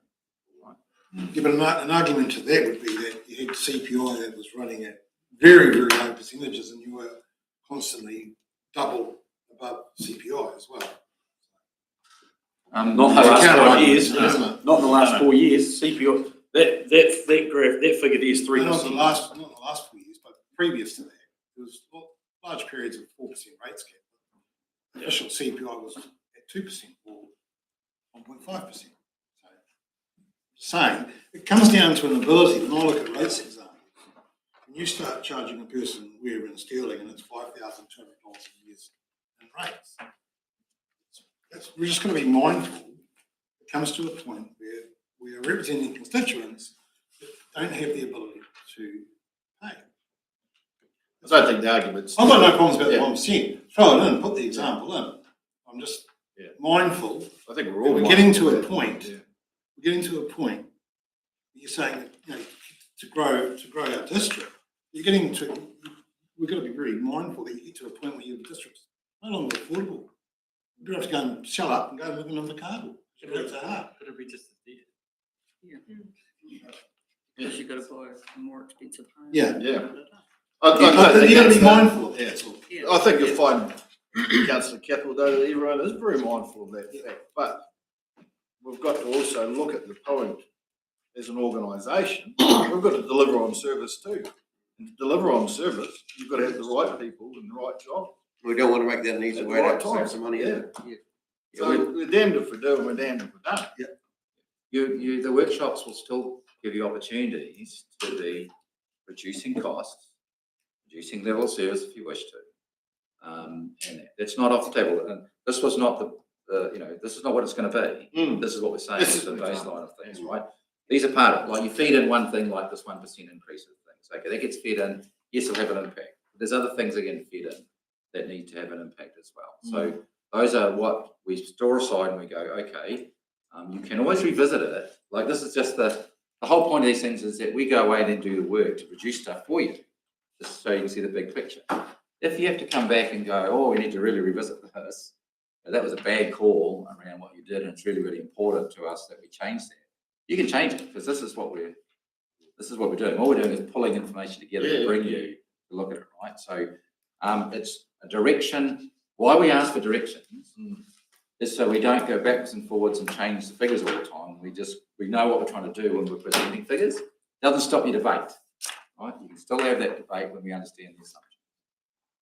The thing is, if you go to 3.5%, it's $140,000, Simon. That's the equivalent of 2 full-time staff. So if we wanted to save that $140,000, you could then in the direction that you reduce by 2 staff. And whether they can still operate with 2 staff and things like that. So,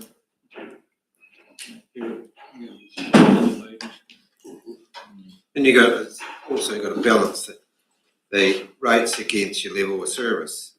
When you drop off 2 staff and your level of service drops, you'll get more complaints than if your rates went up 0.3%. And then also you've got the factor about the staff getting overloaded because they've got less people alongside them. So, and that could be a big retention issue. So. Okay, do I get the general consensus that we can at this point feed in the 1% for that as proposed? Do you want? Yeah, we could have a couple. Well, there's only one more item. Release. Can I just confirm then, we're not changing the investment rate or the borrowing rate at this point. We are adding the 1% salaries for inflation, those kind of things, and everything else remains the same. Is that my direction? Yeah, investment and borrowing, yes, but we will be modelling the scenario of the 4.4 as well, and we'll also be discussing that side of things, right? Yeah, so the only increase in anything like inflation is the 1%, so everything else remains the same. We've only got the one item left before we move into session 2, so we might. That was just the direction. Yeah, the direction. So Yeah, we've done that. but we're running a bit over time here, but we better have a second. We're a break. So we've got a bit of a break. Will? 10 minutes. 10 minutes. State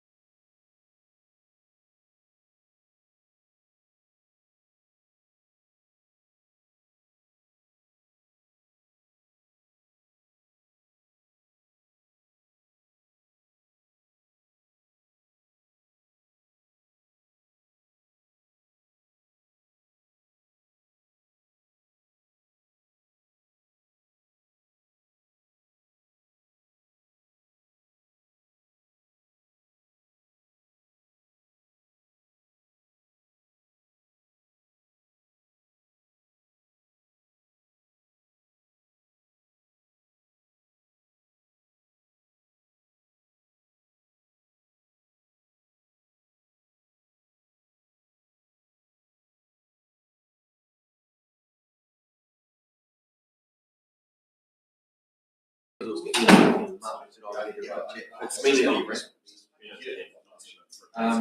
Oh, I.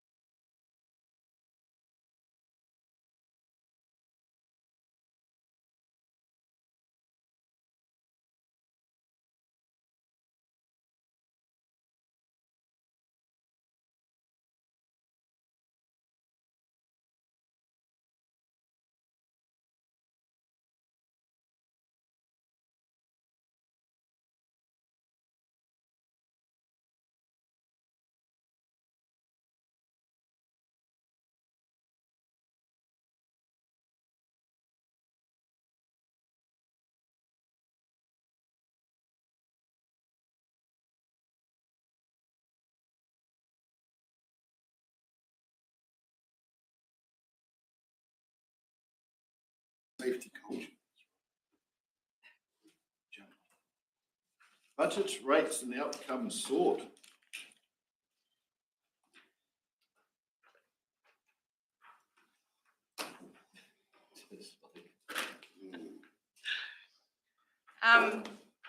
Okay, so you guys all have a handout with this big thing here, which shows on the first page of it, it will show you which areas of council we rate and the amount we've got in the budgets currently collected from each of those areas.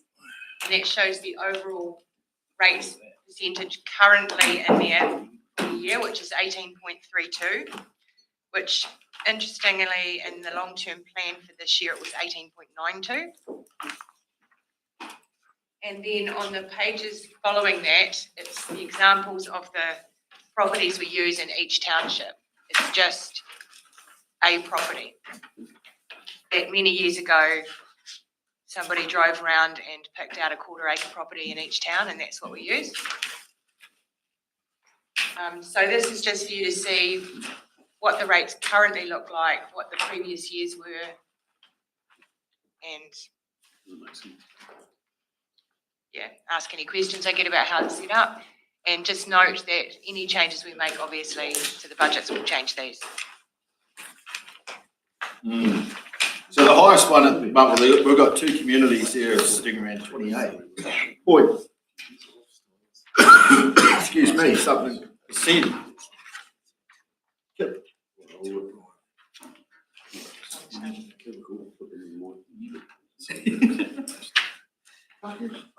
They're both in mine.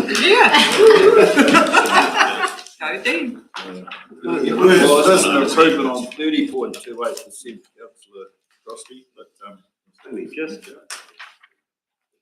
Either way, they are eye-watering figures, but we knew that when we moved into this process last year and the year before, so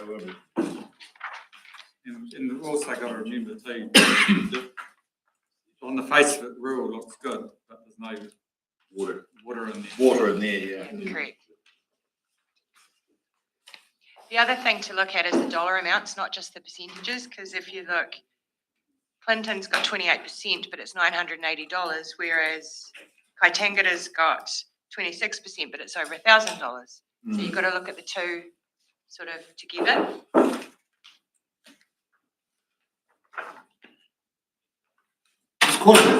There's quite a large jump, quite a big jump in stormwater. We've got a big stormwater project. We haven't looked at the detail in the budgets yet. And that was what's in there is in the. Yes, correct. It's in the budget. So we need to. We look at that. Yeah, we get to burrow into all that, don't we? Well, we'll do a burrow for this week or we can. There was stormwater projects in different areas. not saying it's quite a large increase overall. I'm just, Sharon, so this year's budgets don't have any subsidy, which previous year's budgets have had. Correct. So the way From that. loan funding, it still has the 880,000 offset from Nico, but it has no loan funding that we've done for the previous two. Yeah, so the way that was applied was through overheads, so that wasn't it, Sharon? Through water. Through water, through the three waters. So was it just water supply? All three waters. Yep. So that when we look at the three waters budgets, you'll see those subsidies coming out. So the increases because those haven't been applied, which have been applied for the last couple of years. That's where the offset of rates, so you didn't have a 40-something% increase in year one, those were applied through the three waters rates. So the projection for next year is the first year without those subsidies being applied. And it was it 7 million in year one and about 4 million? Yes, it's in the. It was in your agenda item, I wasn't it? believe I did. Just make sure I did, so you've seen it. Yeah. Yeah, it was 7.43 and 4.5. Yeah. And now zero. Now zero. So Just on that first page there, on the water service, rural water. So the Balmoral Chirpika scheme there. Balmoral 1, 2, and Chirpika. So 25, 26, I've got the actuals taken.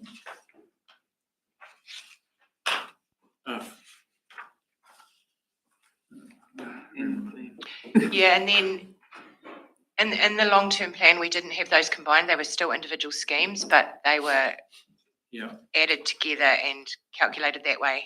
but the three numbers for this year's LT, for this year's plan don't equal. One year you're There's looking, nearly 4 million budgeted, but it's only got 22.75. one of them's what we budgeted in the long-term plan for 25, 26, and one's what's in the actual annual plan 25, 26. So- Yeah, okay, yeah. Sharon, just a question. Under the activities here, you know, like so, looking staring at the UAGC, although I appreciate you've got it itemised out at 18.32%, but how big a job is it to actually chuck in a row on a percentage basis per activity, what the increase is on the year prior? It's not too hard. Just for a snapshot glance, when we're looking down it, just we can say, well, we can see where the shift is per activity. Just at a glance to help.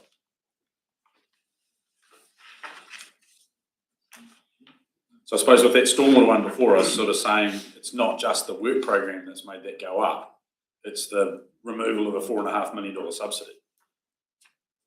Cross waters though. Yep. But most of that would have been attributed to water, It was spread across all of them. even though the cost was, the debt was derived from water. But it was still from stormwater and it's still from wastewater. So it was spread across all the waters, the subsidy. The rate subsidy. Because the cost came from the three waters activity, that's where it was applied to. From transition costs and all those other things. And changing the loan funding back to not just interest only and adjusting the depreciation for all the three waters as well.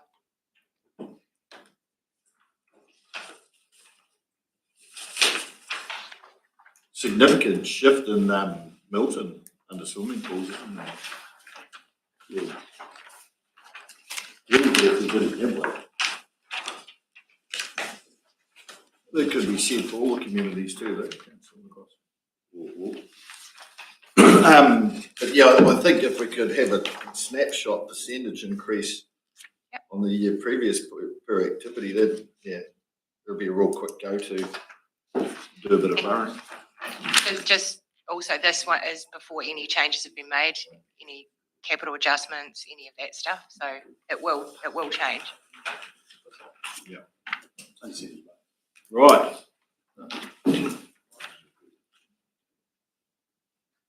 No. If you look at Milton, Oh, no. gone up by almost $1,100 to $70. Another wee minor one there is we've clipped them again, is that West Otago Community Centre.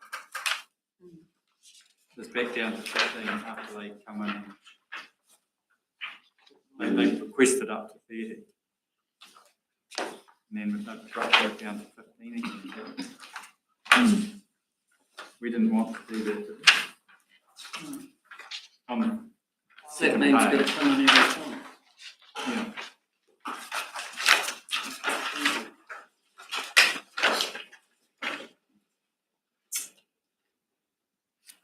Yeah, that should be changed.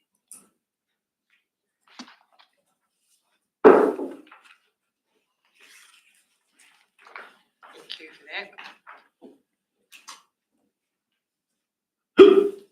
But this is the councillors have been here for a while, know that this is the thing that we will be working to as we do different iterations and all that, because it gives us an idea of where do the costs lie within the activities, but then also how does it fall to the various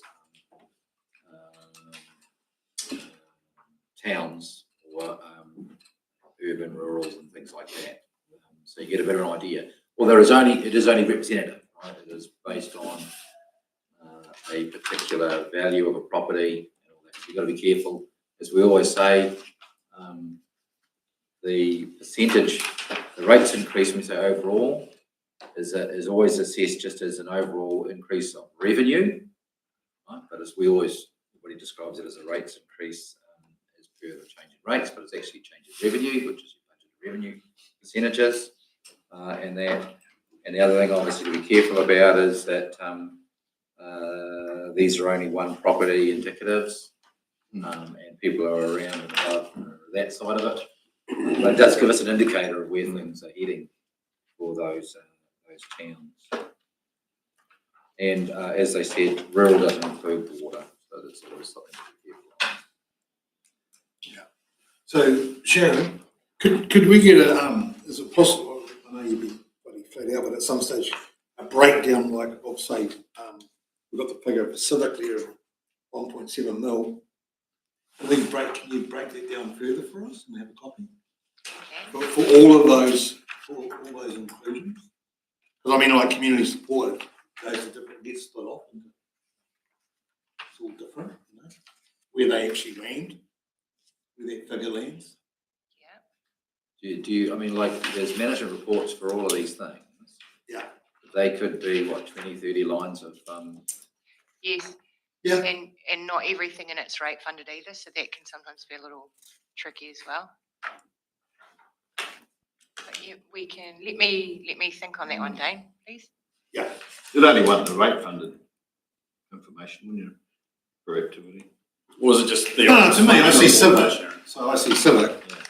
So Just it's with us. the caveat. And I know what us costs us, It's easier, isn't it? but the figures are substantially more. Civic's just more on us, though, Not really. well, community boards as well, and that. Youth council. And to be fair, civic is probably the one thing that you are personally in charge of. Civic in that sense. Yeah, well, with the councillor remuneration, mayor and EA, yes, probably 700. So there's 1.7 million.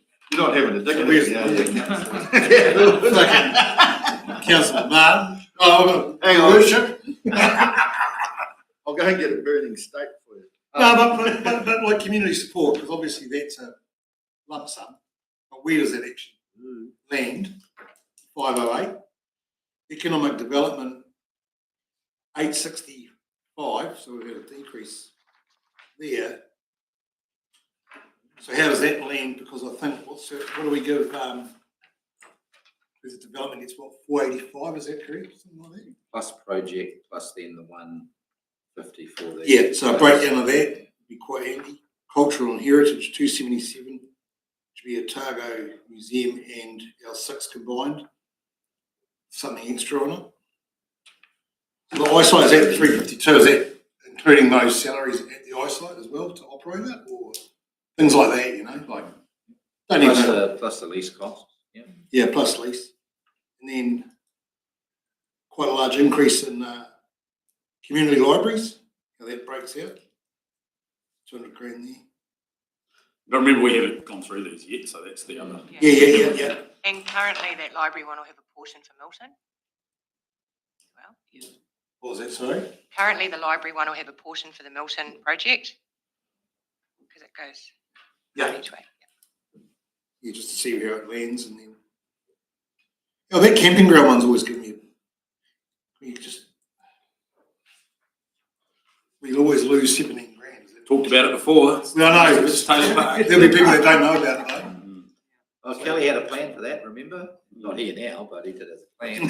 See what income's coming in. We need to see how we're going this year, right? Because there was a plan to get rid of that little 17,000. What was the emergency service on the?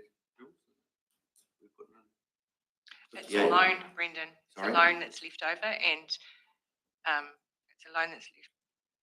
Oh, no, sorry, that's the Rural Fire one. And then the emergency services, there's some radios, a bit of training, like not a lot. Training budget and stuff like that. Yeah, it'd be nice. Then like control.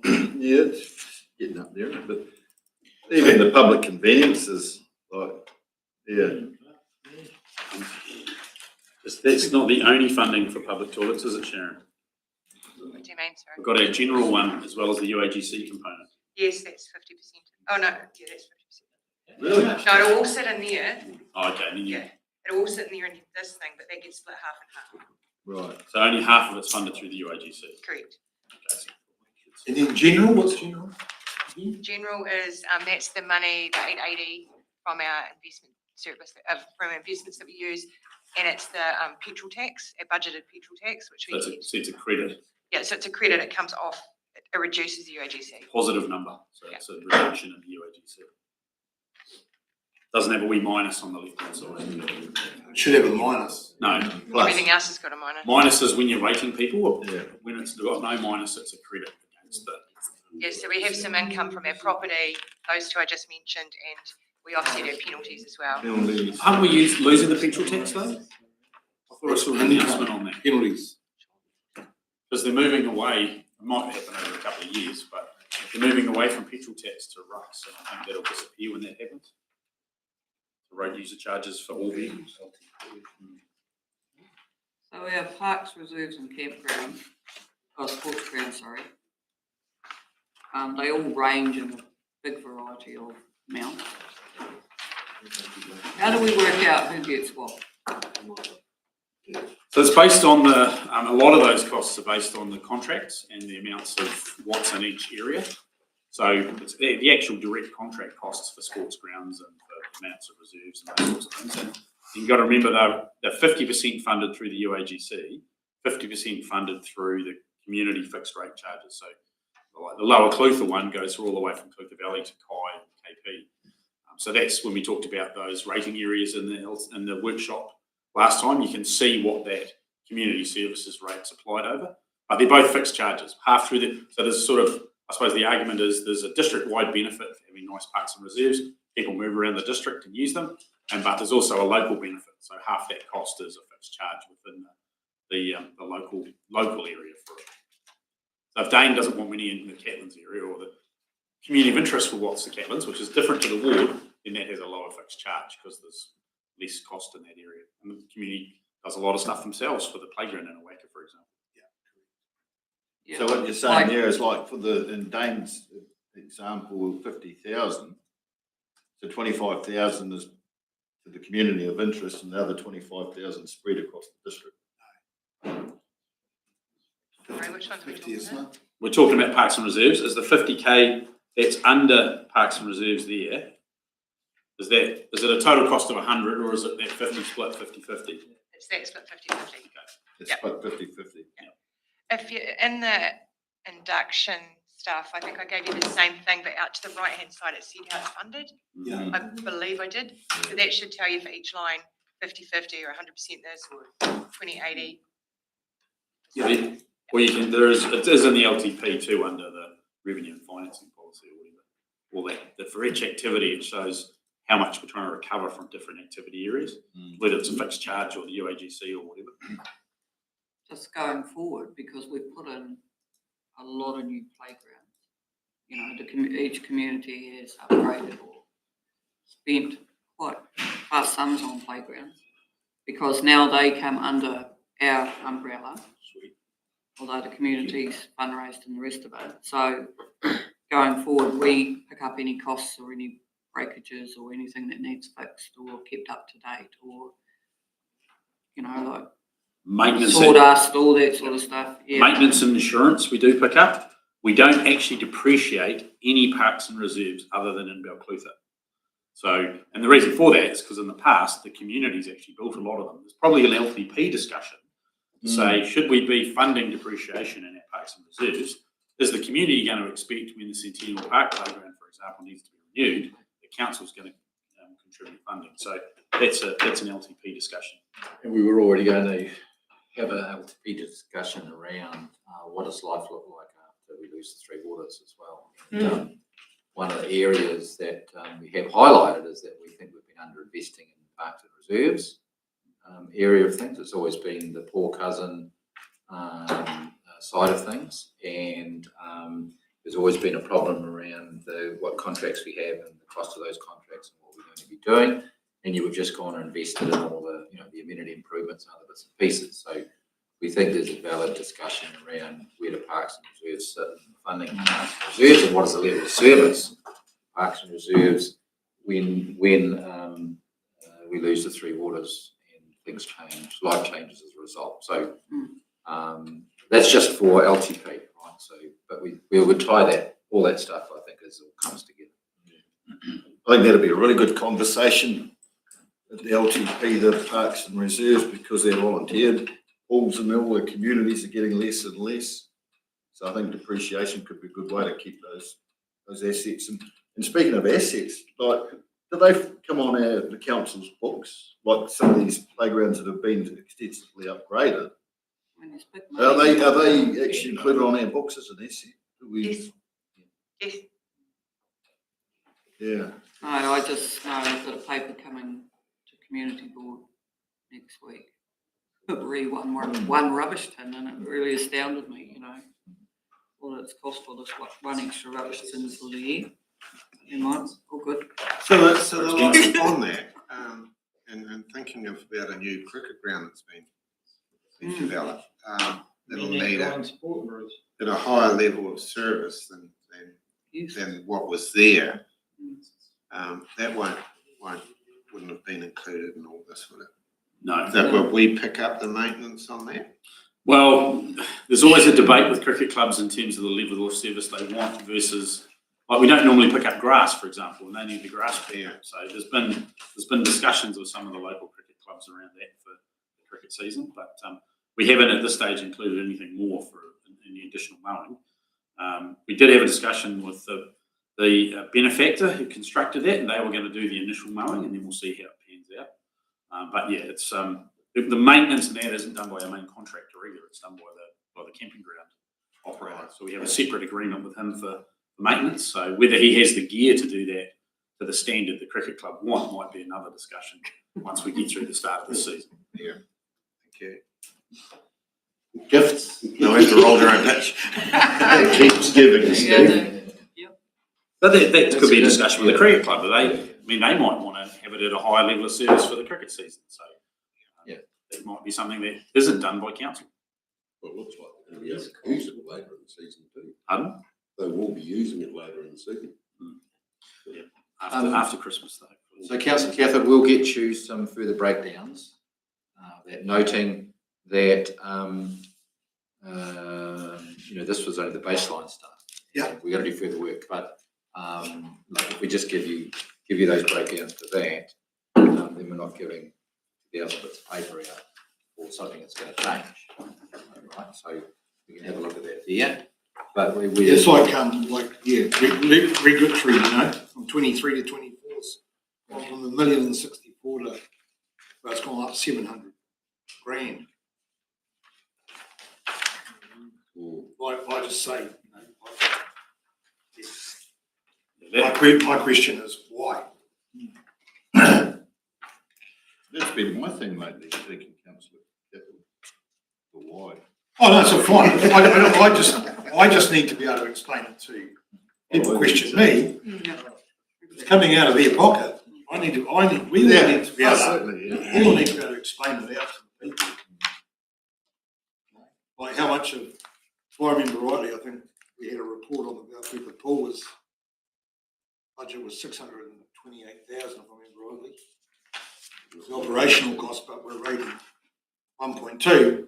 I do know that there's a loan attributed to that, but then it's not 600 grand worth of loan a year. So where's the split? So I can actually understand it. Can I just make another comment on that regulatory? It'll be an historical thing. I'm sure it's gone up, but it's rated on capital value.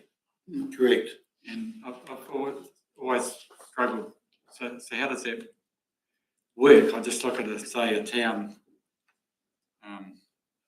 Balclutha, she's not even there, It's right at the start. Is it the start? Oh, down the bottom, no, yeah, $62 is against a small dairy farm, $609. So how did that ever come about in proportion? Because in my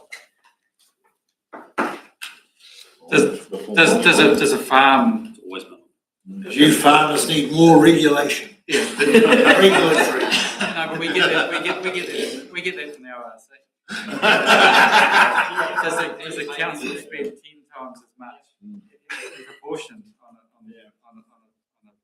house in town as compared to a farm? Yeah, that's a very good question. Can we get a bit of? Then we cover that under the question rating reviews. And that, because, those are all things that can be looked at for the LTP and through the LTP direction for what you want to do, right? So they all come together. Like we said, things are going to fundamentally change right with the Three Waters going. We're going to be doing a number of rating reviews as a result, across a range of things, the swimming pools and the other bits and pieces. We want to have a look at the whole picture, right? But you've got to do the picture all together. Otherwise, you might be making some wrong decisions that are impacting on the wrong things, right? So we're just simply saying that next year we're going to have to be doing the work to identify what are we reviewing, and you guys will need to decide, is that something you want to review? Not here, not today for this annual plan, because we don't believe it's an annual plan rating review. But that's a valid thing that would be part of the decision making around this is what we're going to do or not. But just like there are reasons why public conveniences were funded like they are or rated like they are, there was reasons at the time given back whenever and that, but they're all up for grabs now in terms of re-looking at things. And if you want the history, read page. Oh, there you go. 242 from page 240 to 244 in the LTP. Sorry, 245. It's got the split. So 100% of compliance is funded on capital value, 10 to 20% of building control is funded on capital value, and 30 to 40% of resource management is funded on capital value. So that information has the rationale on why some of that's fees and charges and some of it's capital value. Absolutely up for debate, but the LTP's got some text and some information about what proportion we're trying to fund from capital value versus fees and charges. Okay, is anything more generally about that subject?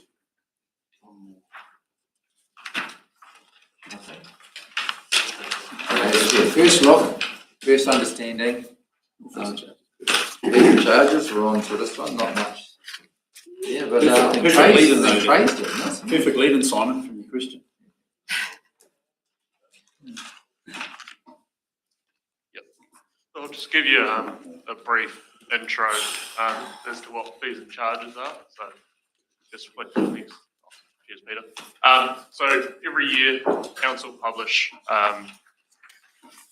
a big schedule of fees and charges, about 30 pages long with a few hundred separate fees in there. So that's the type of things like building consents, resource consents. Well, those are the two big ones. Mount Cooey, just any charge that we administer at council. So overall, it makes up about 9% of council's total revenue. So I think it's about 6 million total off the top of my head. And that's the main way we fund, so waste management, regulatory and emergency services, and also a pretty big portion of community services. So the community services ones is things like community housing and the pool and cemeteries. And there's just a link. If anyone has the slides, they can go back and look up later. If you flick to the next slide, Peter. And I suppose the way we structure this every year, the way we do this is we get the cost adjusters from Burl in late October. So that just gives us the inflation rate that's specific to local government. So we use that as the baseline for any fees and charges changes. So the general advice to staff is if you don't have a particular reason for increasing something, which may be cost recovery or legislative requirements that you have to increase things, we just tend to say put it up by the inflation rate. So I'll do that to start with, send out a few emails to staff. They'll get back to me with their changes. And then at a subsequent workshop, I'll put the first full document in front of you guys that you guys can have a look at. So it's always up for debate of if you guys are happy with any changes that the staff have made or want us to look at anything further. Yeah. Are there any questions on that at all?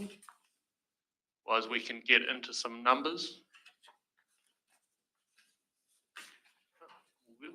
Just, sorry, Trey, there are some things that are related to other costs, like our out-of-district water and our water meter charges. We actually link that to the urban water meter rate.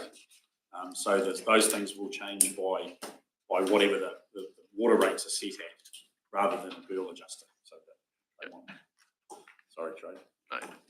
The ones that are outliers. Same with waste charges, they're calculated rather than a bill adjustment. Yeah, you go to the next slide, Peter. So this is just for the categories that we budget over 50K of the total income being fees and charges. This is what we achieved last year.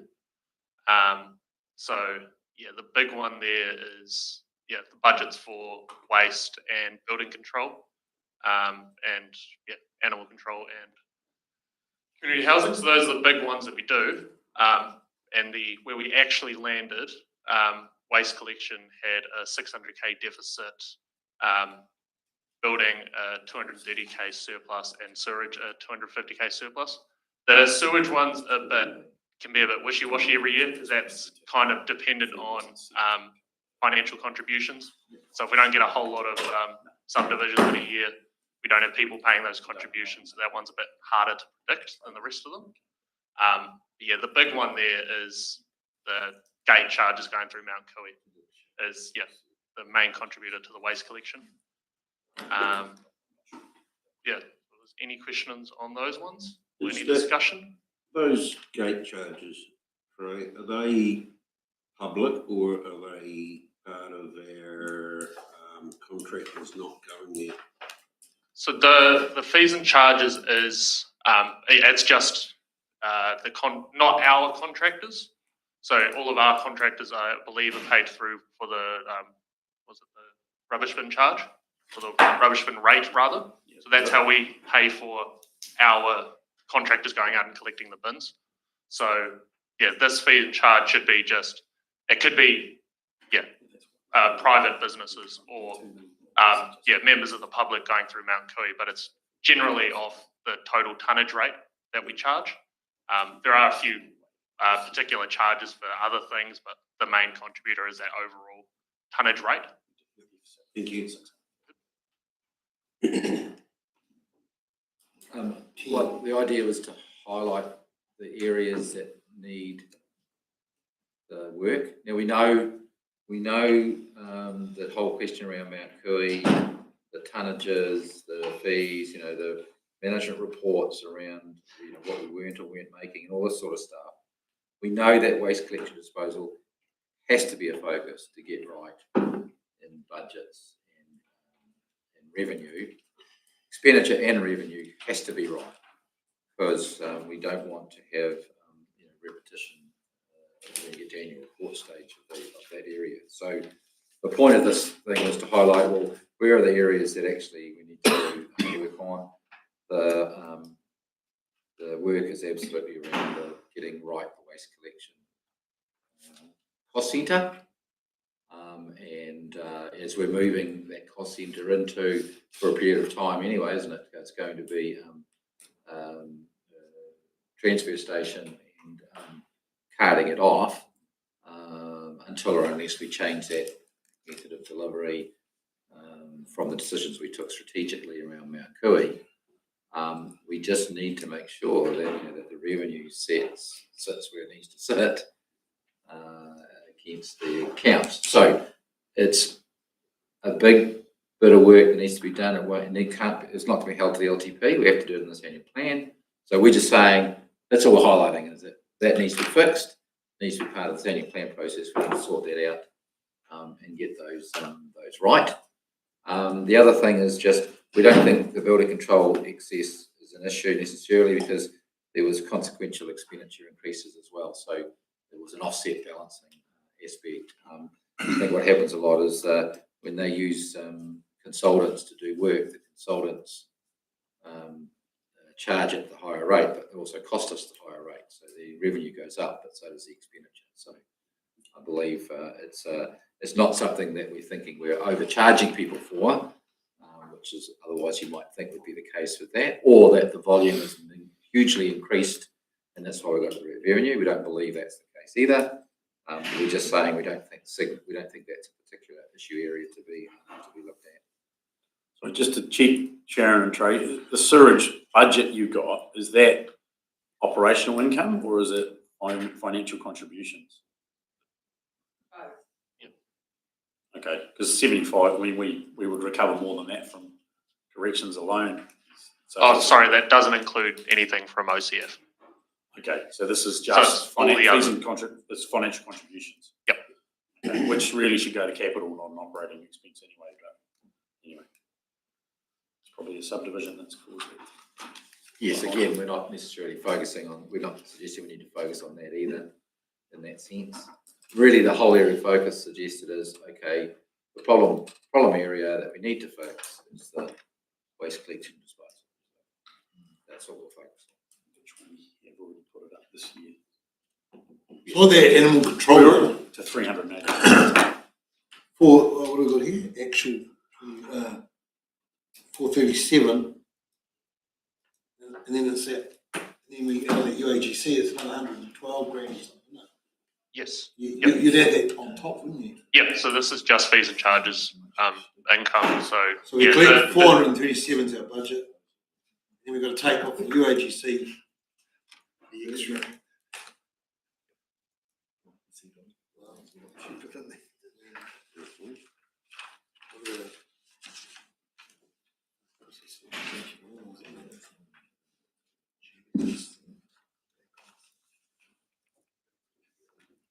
So that waste collection as well, that's 25, 26. Can you just flick to the next slide, Peter?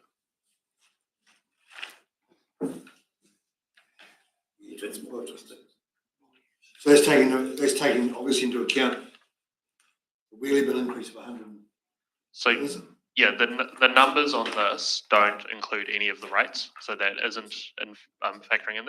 Potentially, I haven't looked into it, but it could be that, yeah, the rates have gone up to compensate for that, but I can't, from this table, I can't tell you that for sure.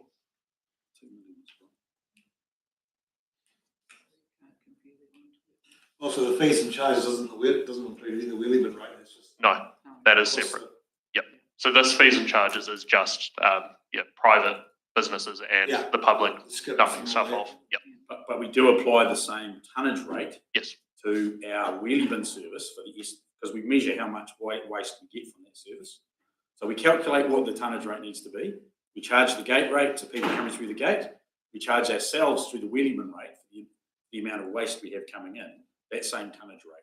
So we're not giving ourselves a discount or anything for that. We're effectively calculating what it needs to be and charging us the same amount, same tonnage rate we're charging gate customers.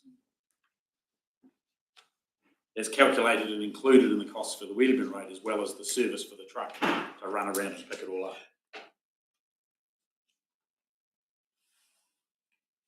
So we've put our gate charges up $60 a year or something like that this year. So the wheelie bin rate has to go up to reflect the proportion of waste that's going into Mount Cooey at that new $380, I think, including GST per tonne rate.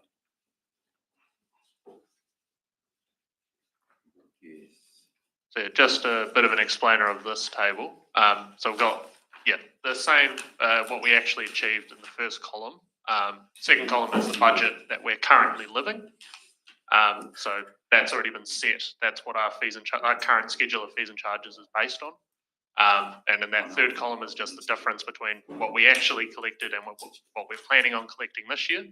So there is we're expecting waste collection to go up about 200k, and building control we're budgeting on 200k less.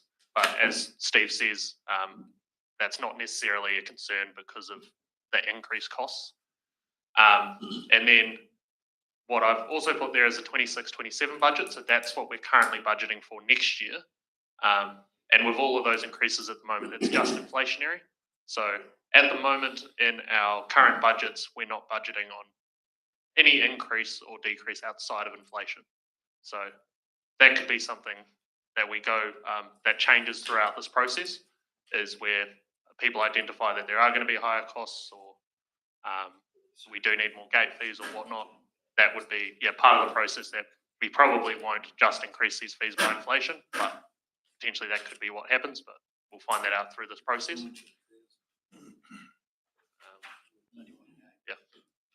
if there's any questions or discussion on that.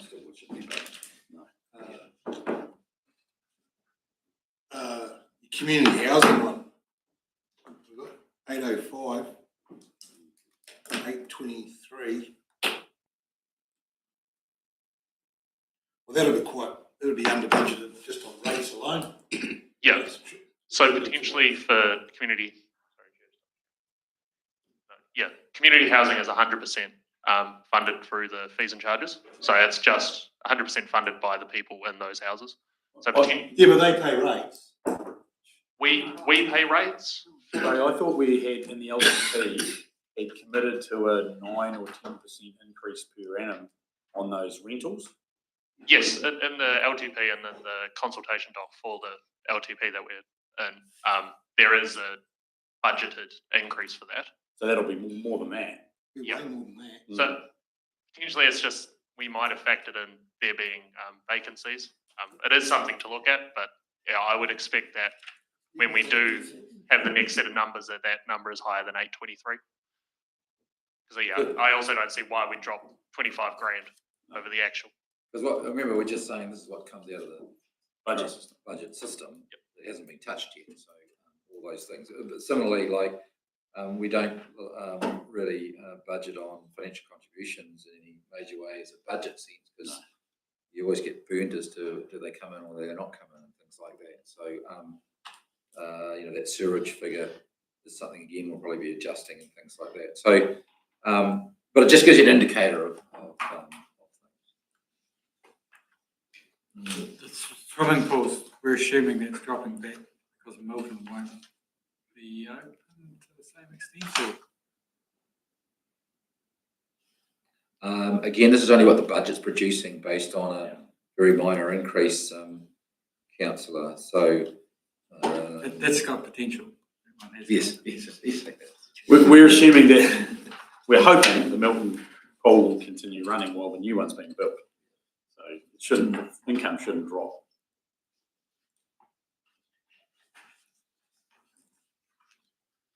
Okay, are we right with that? Just sorry to be last minute. So with the community housing and swimming pools, so this is what the proposal for the budget of income. What about the operational costs of it? Like, do you take into consideration operational costs like maintenance and all that? What percentage do you take into consideration when you're? So for the community housing, because it is 100% funded through these rates or these charges, sorry, it is a massive factor in how we come to that number. Because we're trying to fund everything through this. If there's a shortfall, we've got to you got to loan fund it, and we're trying to avoid that. So Yes. but with the pools, a lot for these categories in the revenue and financing policy, we're trying to meet a certain percentage. So I think for pools, we're trying to recover about 10% of total costs through fees and charges. So that'll be, we do factor that in with when we go through the process of what the next year's fee is part of that is a cost recovery thing of, we know we're trying to recover 10% of our costs through the pool. So how much do we need to charge in order to cover that 10% of operating costs? So factors like that do come into play when we're going through how much we think we're going to increase stuff. So that's why when when I put the schedule in front of you, if there is anything outside of inflation, a lot of the times I'll say we're putting it up by X amount because we're trying to cost recover. And yeah, And your time to review that is when we're doing the LTP review, if you want to change the revenue and financing policy. But it's just something for mindful councillors to remember. But you can you can change the fees, if you've got a situation, which is the swimming pool is a situation, isn't it, right? So we're not covering the 10%. In that sense, if you look at the total cost of the pools plus that, it's more than 10% of the revenue you're collecting, right? So we're collecting under what that is. And you could, in the fees and charges discussion early next year, say, let's double the fees for swimming pools to try and recover the 10%, right? And you can do that. So that's perfectly within your realms. Of course, that goes out for consultation and things, or whatever. But that's the problem. You've always had the issue of balancing, haven't you, around here's a community benefit. People believe that swimming is a community benefit. Therefore, there was a view not to increase costs to the extent necessary in that sense. And so those were decisions that you make. Those are the trade-off decisions that you make and you're entitled to. And some councils actually have free swimming to try and encourage people to use it, because when they look at a cost per swim, it actually drives it down. By Tangata, and up in the North Island, there's urban councils that have no cost. And also, Kaitangata, we went from like $55 a swim up to $100 a swim, which is one of the reasons why the pool was closed, because just no one was using it. So yeah, when you look at the actual cost per swim, it can be quite horrific. But that only applies to council-owned and operated swimming pools, and we've only got 2 of them in the district. We've got to think of all the other community swimming pools throughout the district too. Yes, your worship, and that's why there's a review to the LTP, isn't it? Yeah, that's coming. I thought that was due about 2 annual plans ago, but never mind, we'll look back, we'll look forward. Got to buy a golf ball, yeah. Got to buy a golf ball, all right? Right, so that's Very good. that's that. Thanks, Trey. The direction sort, I mean, all we're probably suggesting is definitely the area that we wanted to try to focus on is that waste side of things.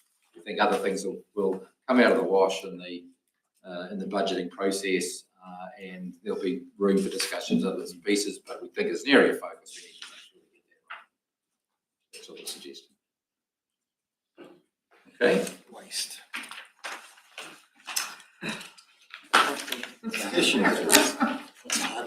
Rating review.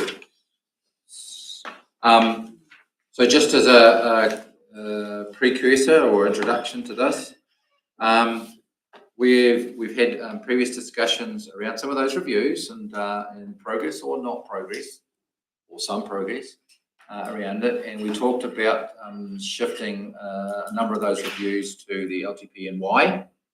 We talked about the big why being the change of 3 waters and how rates are going to change, but a big change to rates and everything we're doing. So it makes sense that those types of fundamental reviews should be shifted to the LTP period when everything is put into the mix, so you can see the total picture of things, right? That's what we had talked about previously, and that's what we were intending to do as a result. But there was one area that we thought we might need to actually do something on, and we'll talk about that later. So there is, we think, room for some minor bits and pieces, but also one big area that we don't think should wait to the LTP. So we'll talk about that. But before that, there's just a bit of history, isn't it, Jules? Mm-hmm. Yeah. Next slide. Yeah. Who do we want to lead in with this one? I wasn't here in 1222, but I was for everything else. Jules, you want to explain 1222? Yes, so we've reviewed roading rating a few times. I have got a separate presentation if we've got time just to explain a wee bit of it, but we'll just see how we go. There's always been a bit of we currently charge our rating by splitting the costs up between rural as a whole and a whole lot of different urban areas. And we use the proportion, I think I've mentioned it in the previous presentation, there's different costs from different levels of hierarchy of road get allocated to those different areas.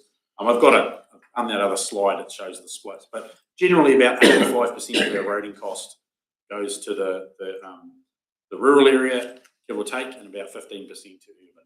And that's for the local roading component. But we introduced a fixed charge because a really small land holding might have only paid a few cents in the wider rural area because there's so much land value in that rural area. And that's why we introduced a fixed charge. We've also got a fixed charge in the urban area. They are different charges. And the reason for that is because when we were doing seal extensions in the urban area, we said, well, actually, that should be funded over the urban areas rather than the rural. But even we've actually done some seal extensions in rural too now. But that's quite handy, isn't it, Sharon? Because it then removes that out of our 30% cap because they're different charges. 2015-25, we introduced the 3 waters, and this meant that, for example, some of our smaller communities we had a reduction. Before that, we actually had a harmonisation policy that said no one should be paying more than a certain proportion of the average. So that happened before we introduced the same service, same charge. And we had 6 years phasing in, but it happened a lot quicker than that. I think we did it, was it in 2 or 3 years, Sharon? We reduced the phase-in period for the 3 waters. So that came in a lot quicker. And just the same service, same charge, but in the 3 water, same bucket approach was essential to the affordability and sustainability of the smaller communities. And that previously decisions were being taken, let's say stormwater, where communities had to fund stormwater. So and then they didn't want it. And they didn't want it as a result, and then things flooded. And I recall that the approach to address stormwater issues was a single property approach. When stormwater, and you can't solve a catchment stormwater problem on a single property, right? You have to solve it by catchment, but if there was no funding for it, there was no bucket for it, there was no work done, and we would say, we'd walk away from it and say, not our problem. Debate for 20 years about Palmer Place and Tyramouth getting a stormwater pump station because the community didn't want to pay for it for 10 houses. Once they got rolled into the same service, same charge, that was identified as a critical priority, and then the pump station went in. Not a flood pump station, but when there is a flood, it reduces the volume relatively quickly. So, and that again is where a lot of that extra cost, and there was a lot of debate about it at the time, is the primary increase in cost was Balclutha. And this is where council moved to looking at more thinking about things on a district-wide basis, and that's when we look at other funding mechanisms for things like swimming pools.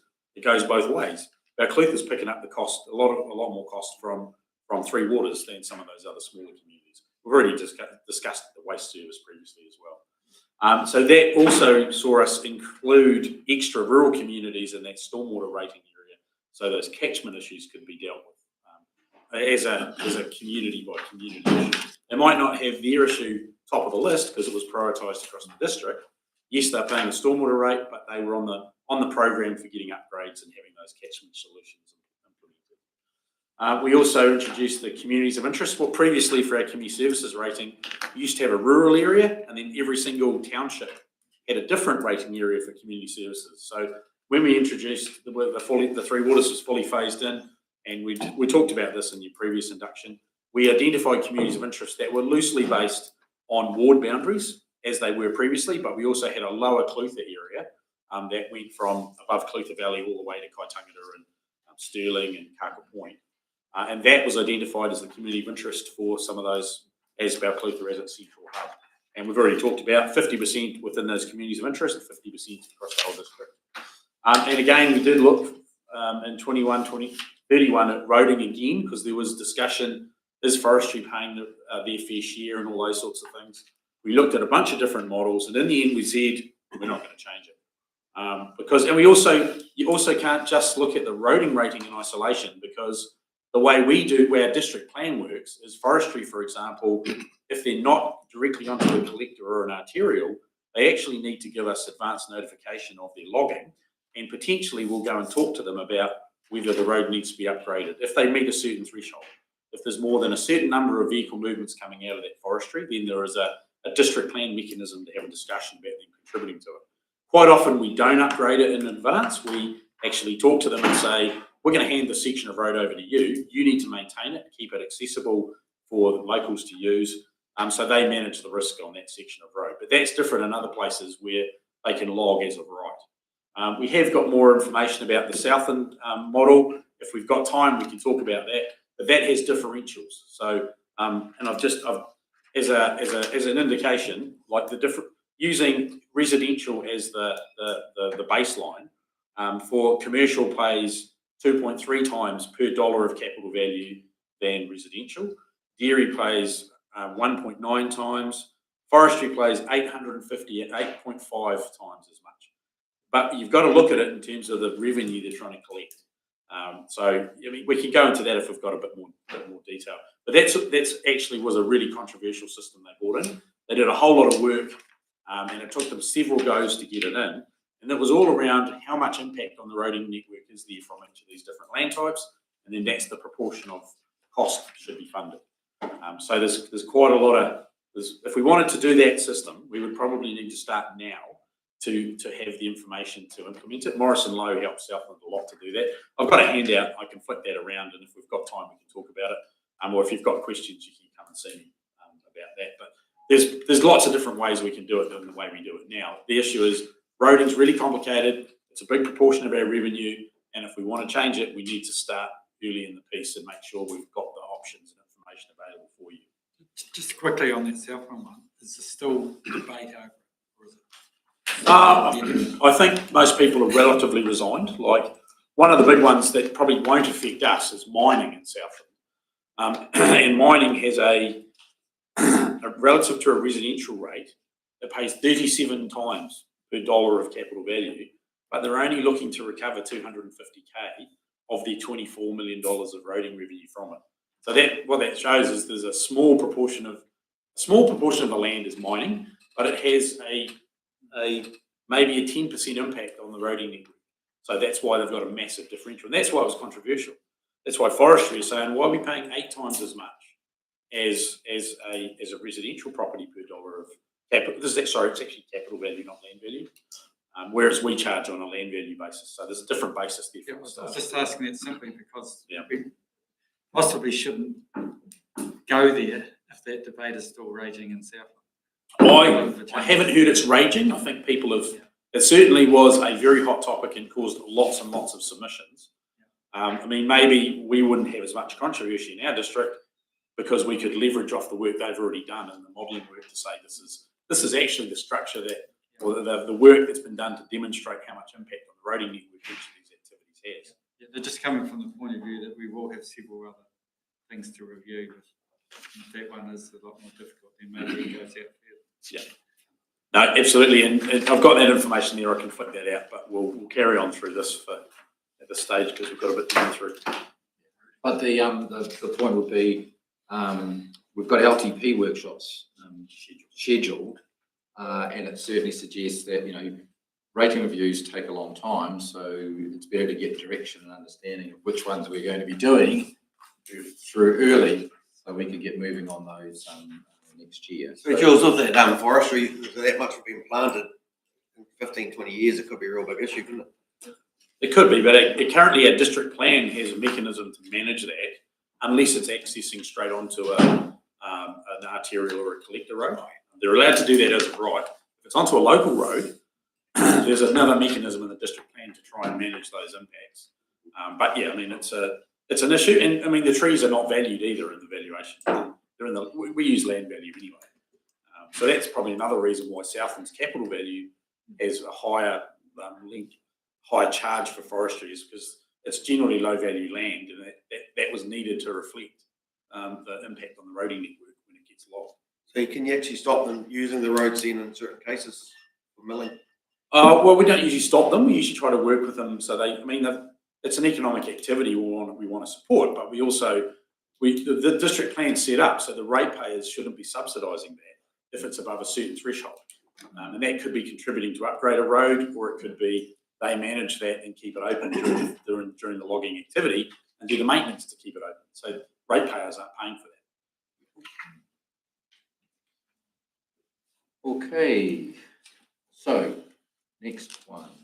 So the one area that we think is something that needs to happen is the potential for a rates review and a rating change around rural water. And the reason, we've discussed this in some other forums and other bits and pieces for it, is that the two reasons, the main reason is it all has to do with the sustainability of the rural water schemes, and two main components of the question around sustainability. One is obviously the trajectory of the costs, and then as a result of that, that's reflected through the unit charges and the continuing trajectory for that, which has been identified through the LTP and that, but they're getting pretty dear. And then the second thing that actually makes the whole thing a little bit more questionable is the issue where people might be looking to come off the schemes and therefore are not contributing to those costs. So it's the opposite to what we're trying to achieve with rates, getting more ratepayers to spread the load. It'll be opposite of that, where you have people that are coming off and reducing numbers paying for an increasing cost, right? So that makes sustainability even worse. So what we have discussed previously is that we think if something is going to be done around that involves a rating change, and what we're really talking about that is the potential for an availability charge similar to urban. So urban has an availability charge where you may not be connected, but you have the capability of being connected, and you are paying half rates. It's a standard known approach for it. And so we are investigating the option of same type of principle around availability and how that might work. So don't necessarily think it's the same as the urban way of doing it, because rural has its own problems.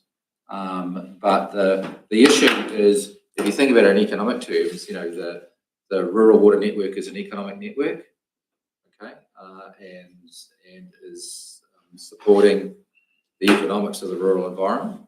So there is an argument from a rating perspective around that in terms of availability of water, just as there is in an urban sense. So we're not suggesting there aren't complexities and problems associated with bits and pieces, but if for example, you just say, just for how you explain things, let's say every person came off the scheme. Right? Just say every person came off all rural water schemes. Right? For some reason, they found water elsewhere. The cost is still a cost, which has to be recovered via effectively the fees and charges or rates. Right? And it's the same issue, Your Worship, when we had these questions that people are, we get a number of complaints from people around our services like water or sewage or whatever. And the common complaint is, I've had X number of boil water notices, or you've had this water stoppage, or I haven't had water for X amount of times, or whatever. And therefore, I want a reduction in my rates or a discount on my rates as a consequence of that, right? Perfectly normal type of request in a business sense when you're paying for a service. But the answer that we always give is we're not paying for a service, right? We are recovering the cost of the activity via rates. And it's the same thing. So if we turned everybody off, we would still have the debt, the cost. I mean, sure, we would take staff away, bits and pieces, but in the rump sense, there is a cost that has to be recovered. And it's got to be recovered via rates, right? And so that same principle applies in an environment where you might be losing, people on the scheme in that sense, that the costs don't go away for that reduction of people that are coming off the scheme.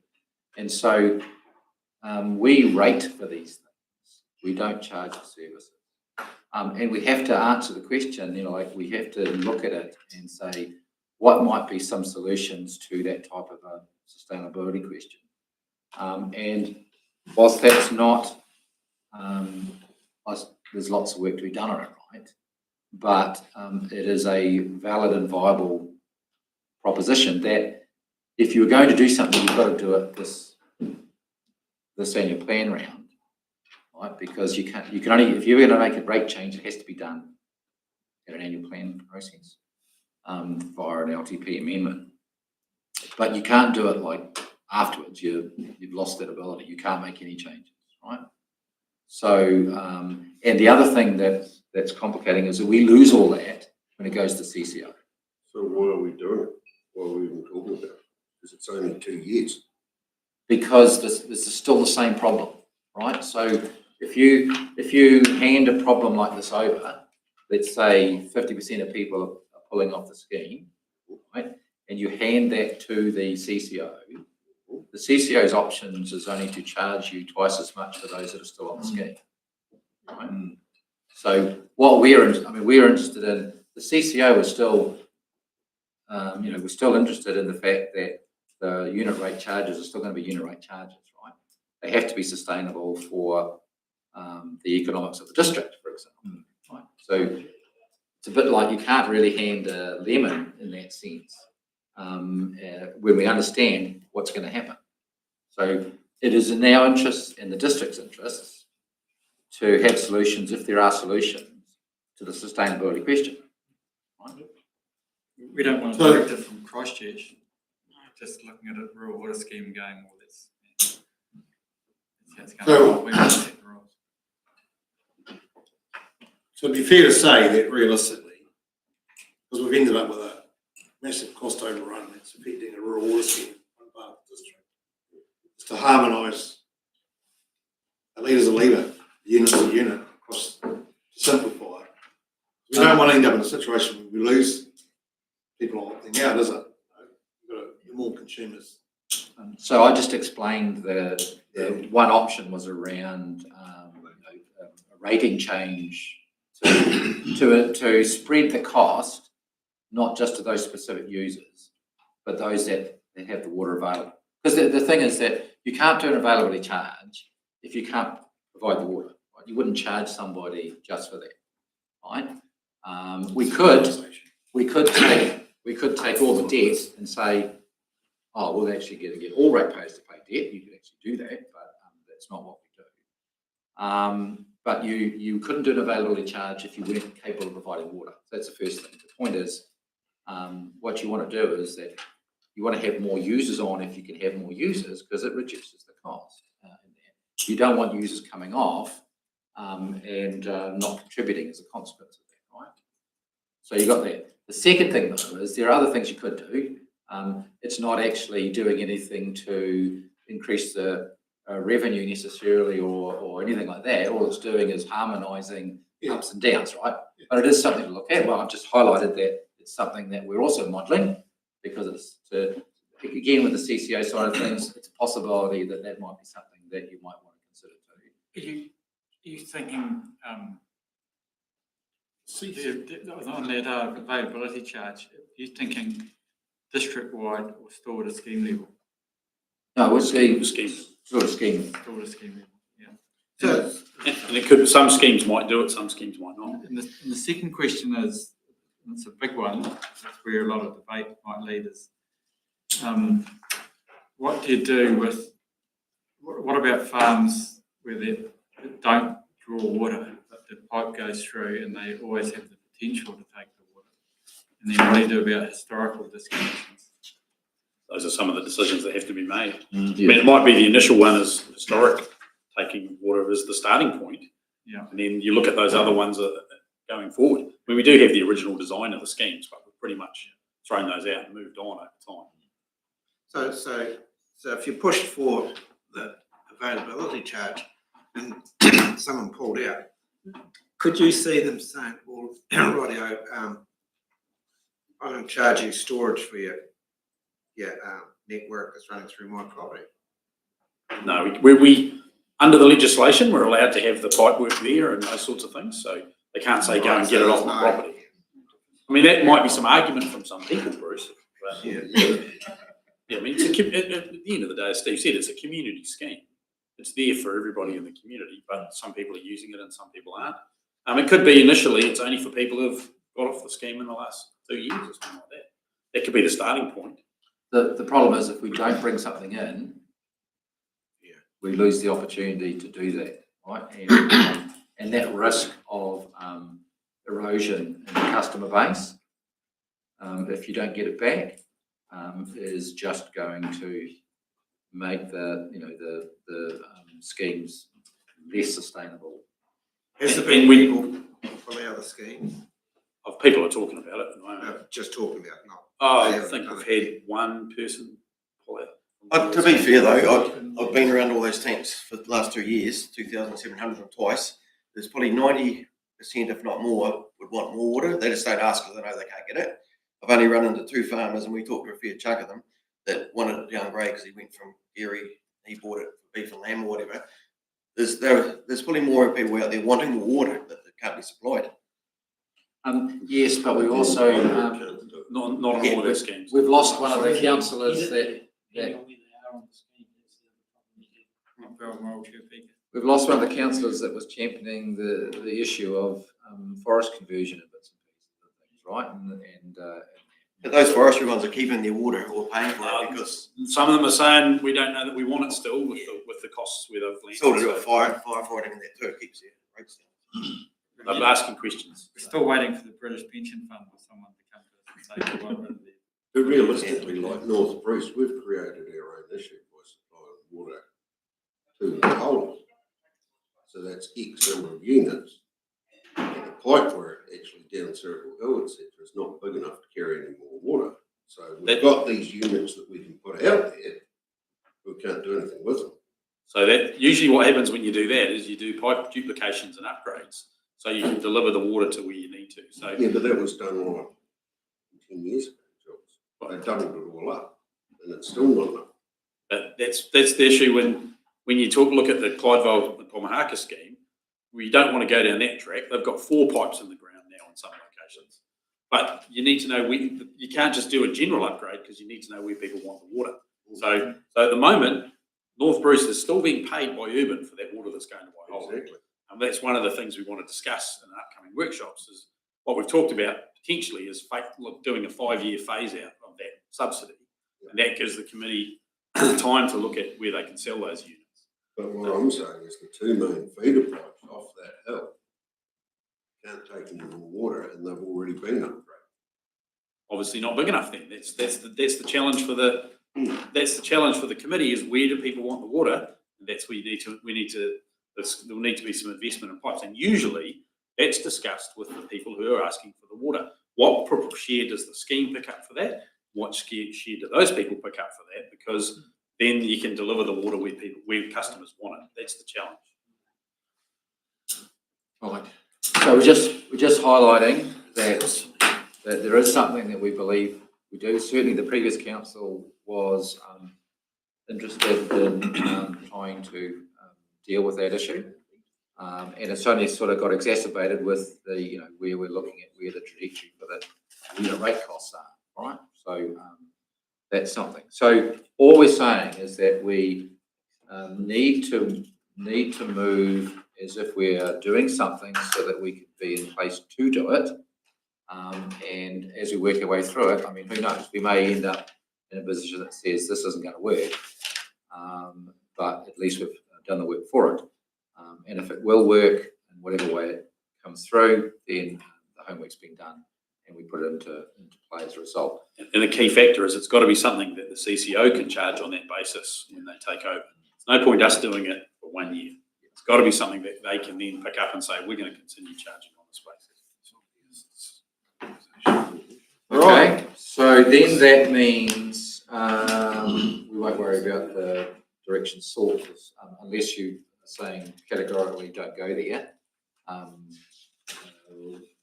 We think that there's at least a view to keep investigating. And then that will feed into the scheduling, isn't it, Peter? Yep. Session 5. We've got 13 minutes and we'll be on track for lunch. Yes. Great work. No pressure. Do you want to introduce it? I just say you wish a fantastic chairmanship. Is that one of the? Let's get there first. Is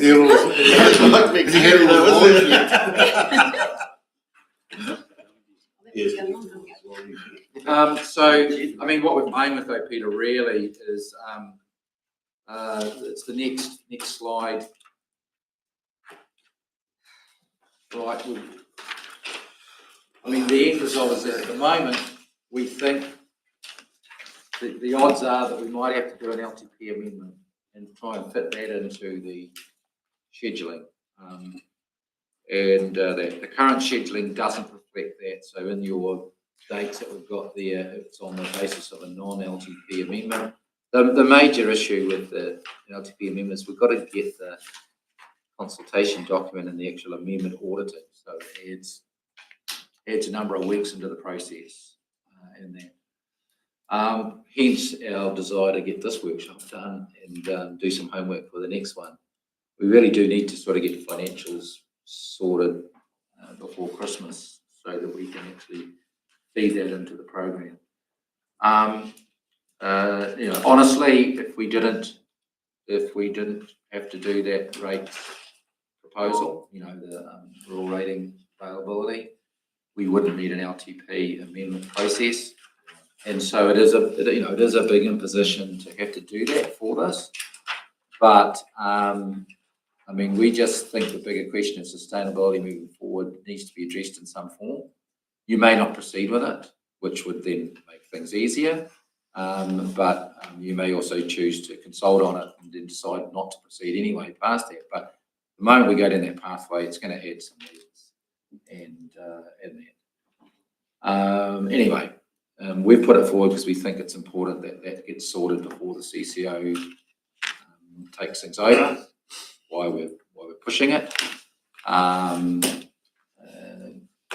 but it does squeeze a few things, doesn't it, Peter, in terms of having him do it, and really need to get ourselves sorted before Christmas because we won't have too much time.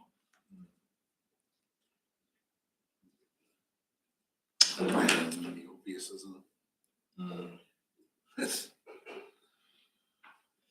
So otherwise, everything else will be normal. As I said, the key takes and activities. One thing you can guarantee, isn't it, Peter, that we are scheduling workshops at each available morning availability of a council meeting. Right. So we're just taking that space so that that those are covered, because otherwise they're separate days, right? So we're wanting to lock those in, so you can guarantee those things are going to be like that. But once we get a better understanding between now and the next workshop of the LTP amendment process and provide a schedule associated with that, we may need to do additional workshops and things as well.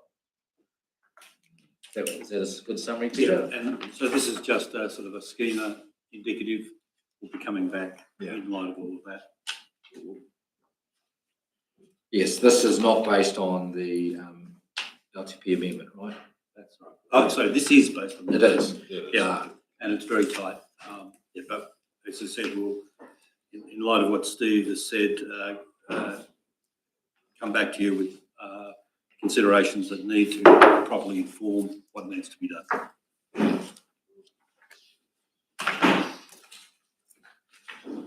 And the next one, Peter, probably just explain what I just said anyway. So there's a little bit of differences to the additional work we're going to have to do. Yeah. We could do lots of amendments, couldn't we? Sorry? If we're going to go to consult, we could change a few things, couldn't we? Same cost. Depends what you've got in mind, councillor. Oh, I've got a few ideas. Have you? What are you thinking? Put money on. So that's just that update there, but otherwise we're finished our side, your worship. And nothing more for us to provide. Present, Is there anything else before you close it? Have you got any questions on that thing? So Jules has just handed out the Southwood example. Just for information. Yeah, information only. Well, you lost a few minutes there the last session, so I don't see any reason why we can't pull up now and pick them up and reconvene at 1:30. All right. Thank you, Bishop. Thank you for that. Main thing.